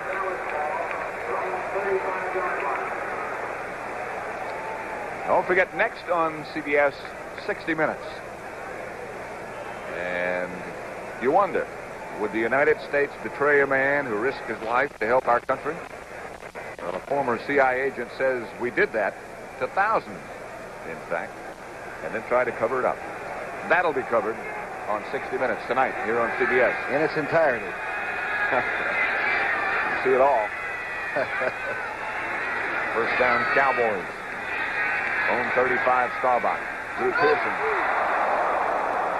Looked. Got hit by Dennis Winston, and Drew lying on his back right there. Dirt Winston has hit everybody on both teams. Look at this. He's got Thomas down, Dirt still down. Drew Pearson got up and moved out of the area. They're going to Winston may be hurt too, but I'll tell you, he has not stopped cracking people. Middle linebacker is to the top right of your screen, 53. Now watch what happens at the junction. He's taking anything that's in a football suit. They hit each other. Pearson ducked underneath. Razorback's tough, you know it? He is. He likes to stay close to the ground. That's where he is.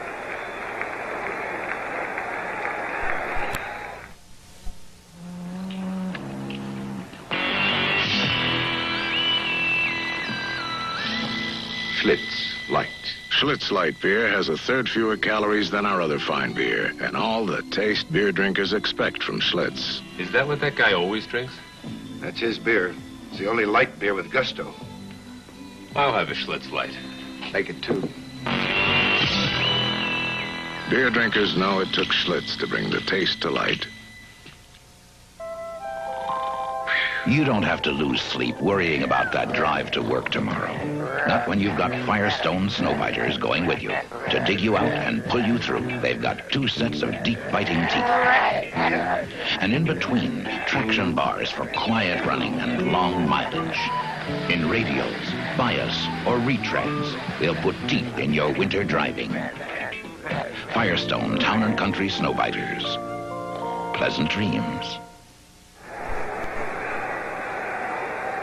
On the sidelines, I have never seen that treatment before. They had to drag Dirk Winston off, not because he was hurt, because he wanted to stay in and play. Rollin Cole took his place. Roger Staubach drops the throw. Firing deep for Jay Salvi. Almost picked off by Glenn Edwards. Salvi, the tight end. Tony Dungy was back there with him. Watch him come at you. Glenn Edwards was just sitting waiting for the ball. Down the middle, tight end. Salvi with good speed, but Edwards, of course, flexed and playing a little bit loose. Really just read this one all the way. I don't know if Rogers thrown the ball that well today or not. Of course, we've seen him when he's always the 60% passer and all, but I think that hand's bothering him a little bit. He didn't really throw that one. There's Benny Cunningham, who walked off, but now he's limping in a more serious fashion. And it looks like Benny Cunningham might be headed for the locker room. Fine tight end, or we might see Larry Brown move back to that position. Here's Roger Staubach. Firing.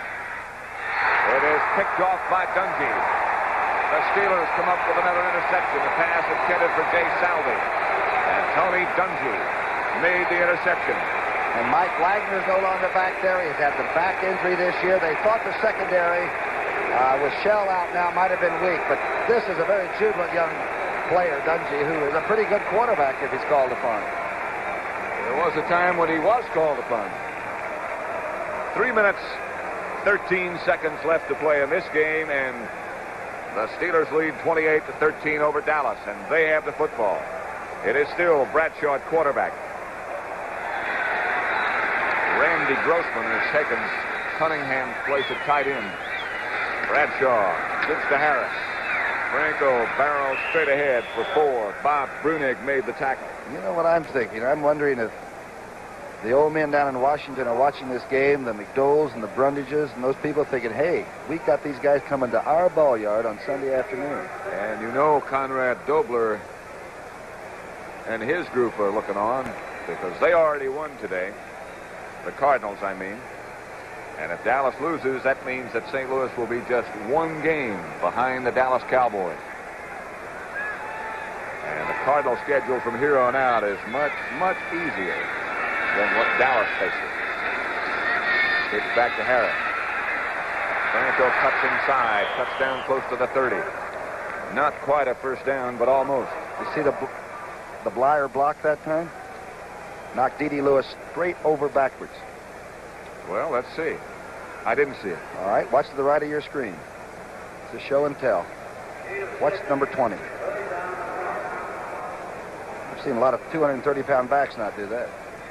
Rocky Blyer is number 20. At about 2'8". There he is. The Steelers, impressive, emphatic in holding that lead over Dallas. time was when a man spent a good part of his time laying in firewood for the winter. Maybe firewood is an idea whose time has come again. And today, cutting firewood is a lot easier, thanks to Homelight, the Chainsaw King.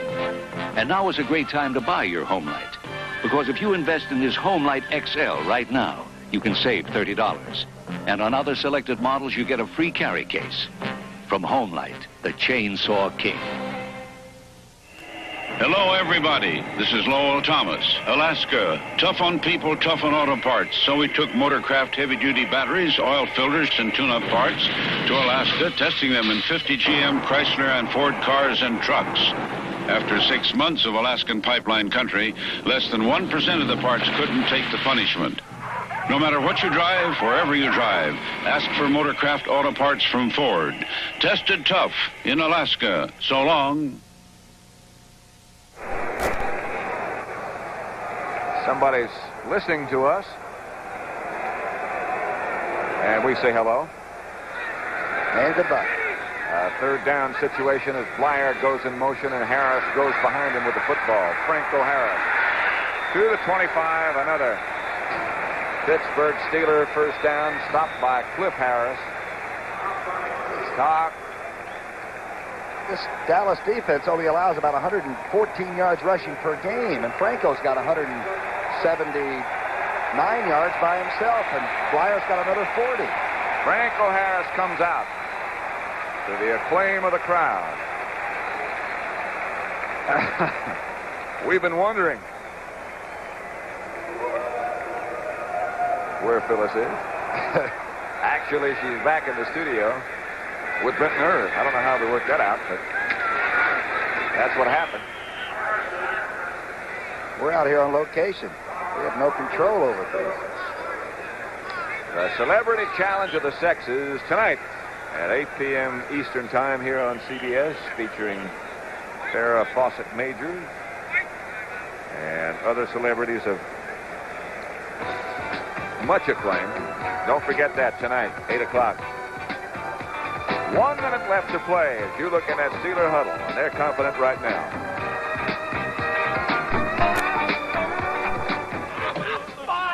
Five on the 50-yard line! Hey, Charlie, it was cold last night. You put in the Prestone antifreeze? Prestone. Who needs Prestone? Prestone? You need Prestone. If your antifreeze is worn out or you don't have enough, you could be in trouble. So put in a fresh fill of Prestone, too, to prevent corrosion and freeze-ups. Prestone. We need Prestone. Prestone. You need Prestone. Ed White, you're one of the strongest men in football, but I'll bet that one drop of Eastman 910 adhesive is stronger than you are. No way. It's been less than a minute, and even you won't be able to pull them apart. Oh, come on. If one drop of Eastman 910 is stronger than Ed White, imagine how it can handle the tough jobs around the house. Incredible. Ed? Mr. White? Eastman 910 adhesive. One drop is stronger than you are. Steelers own the football on second down. Terry Bradshaw is still the quarterback. Delaplane's in there now. Flag goes down. It's Jack Delaplane in place of Franco Harris. Delaplane gets down to about the 17. Cliff Harris and Charlie Waters converge to make the tackle. Flag went down, you saw early. Number 38 checks in for the Pittsburgh Steelers now. Patrick, number 52 right there, Webster, is some kind of a football player, the offensive center, I'll tell you that, for the Steelers. That whole bunch, Davis, Cobb, the entire group, Clack, they've all just done a great job. I mean, against a heck of a defensive line. Webster's arms look like a big pine tree. Defense, offside, unsportsmanlike conduct, offense, replay. Play that one again, that run by Delaplane. Sid Thornton into the Steeler backfield. Terry Bradshaw right there, the quarterback, and that's his wife, JoJo Starbuck. She's just happy to see him out there yelling again at the officials and feeling good. She was worried about it. We were asking a minute ago what she thought Terry hurt a minute ago when he was down on the field, and she said she thought it was his wrist. And Tom said, "You're going to have to wait on it." She said, "I always do anyway." Monday mornings or something around the house, right? Super Skates will be on CBS. JoJo will be performing and commentating, which is something we've never been able to do. That's right. We need some help like JoJo. Yeah. You realize that Dallas has only had the ball for 3 plays since the 9:15 mark of the 4th period, and Noel is still breathing fire. Oh, see that about. One more point. 54 seconds left to play. Bradshaw gives to Sid Thornton. Number 38 is stopped by Randy White as he gets down to about the 22.5-yard line. The Dallas Cowboys now call a timeout. Score is 28-13. Pittsburgh over Dallas. Sid Thornton, by the way. There's Terry Bradshaw coming over. Talk with Chuck Noll. I'll tell you one thing. Landry will not have any alibis. No? Just after the St. Louis game or when they almost lost to Philadelphia, he said, we're just really not playing that good football. And even as talented as we are, we've got to mature and we got to get better and we got to have the intensity. And I think this game really proves that no matter how good you are at the skilled positions and all that, you got to go out and out-hit people too. He said it was inevitable. As you said, we haven't been playing very well, and you knew that somebody was going to beat us. Here's Tom Landry. And Stallings.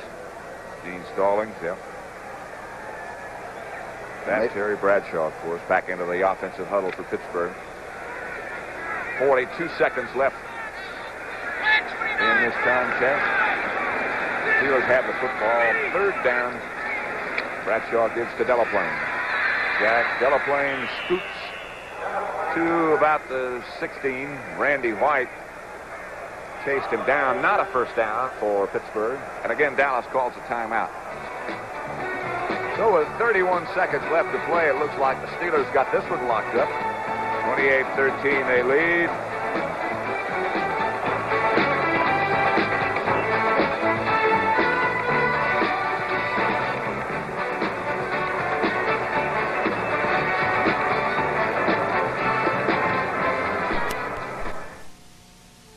Come on, old trademark. Don't forget, next on CBS, 60 Minutes, and you'll see it in its entirety. Jack Delaplane cuts back inside. Chuck Milton, who always does such a great job for us. Incredible worker, isn't he? He's been the producer, and Sandy Grossman has been responsible for the pictures you've seen, and they speak for themselves. Grossman always gets us those exercise beds so we at least get a good night's sleep. Is that who does that? 25 seconds left to play. Noel is still hot. They just threw a flag in there and got him for being out of the coaching box, and he threw the flag back at the official a minute ago. And they might get him again. 25 seconds left to play. Steelers 28, Dallas Cowboys 13. Second loss in a row for Dallas as Roger Staubach operates from the shotgun and throws to Preston Pearson. 19 seconds. Tonight on CBS, great night. 60 Minutes first, then the Celebrity Challenge of the Sexes, followed by Kojak, right? One of my favorites for a long time. In that Kojak. Challenge of the Sexes, Phyllis George goes against Steve Garvey, the Dodger do everything. That's got to be a good match. 60 Minutes, by the way, will be run at its normal time on the West Coast. But wherever you are, you'll see it all in its entirety. Tony Dorsett slips away from one or two. And a flag goes down. That's going to be a face mask against somebody. Robin Cole is the guy who made the tackle. He also might be the guy with the face mask violation. It hurt Dorsett's neck, but I noticed he didn't quit running until they finally put him down. He kept the effort going. It's funny how when you're losing to a team the way the Cowboys are right now, all those things hurt, I'm telling you. Yep. See Saldi walking back with TD. Here's that guy we were talking about. He's the third. 1 and 2 and then 3, huh? Personal foul. 56 for the defense. First down. Can you believe there's 3 red eyes? It's frightening. 9 seconds left on the scoreboard clock. 28-13. Steelers over the Cowboys. Cleveland has already won. So the Browns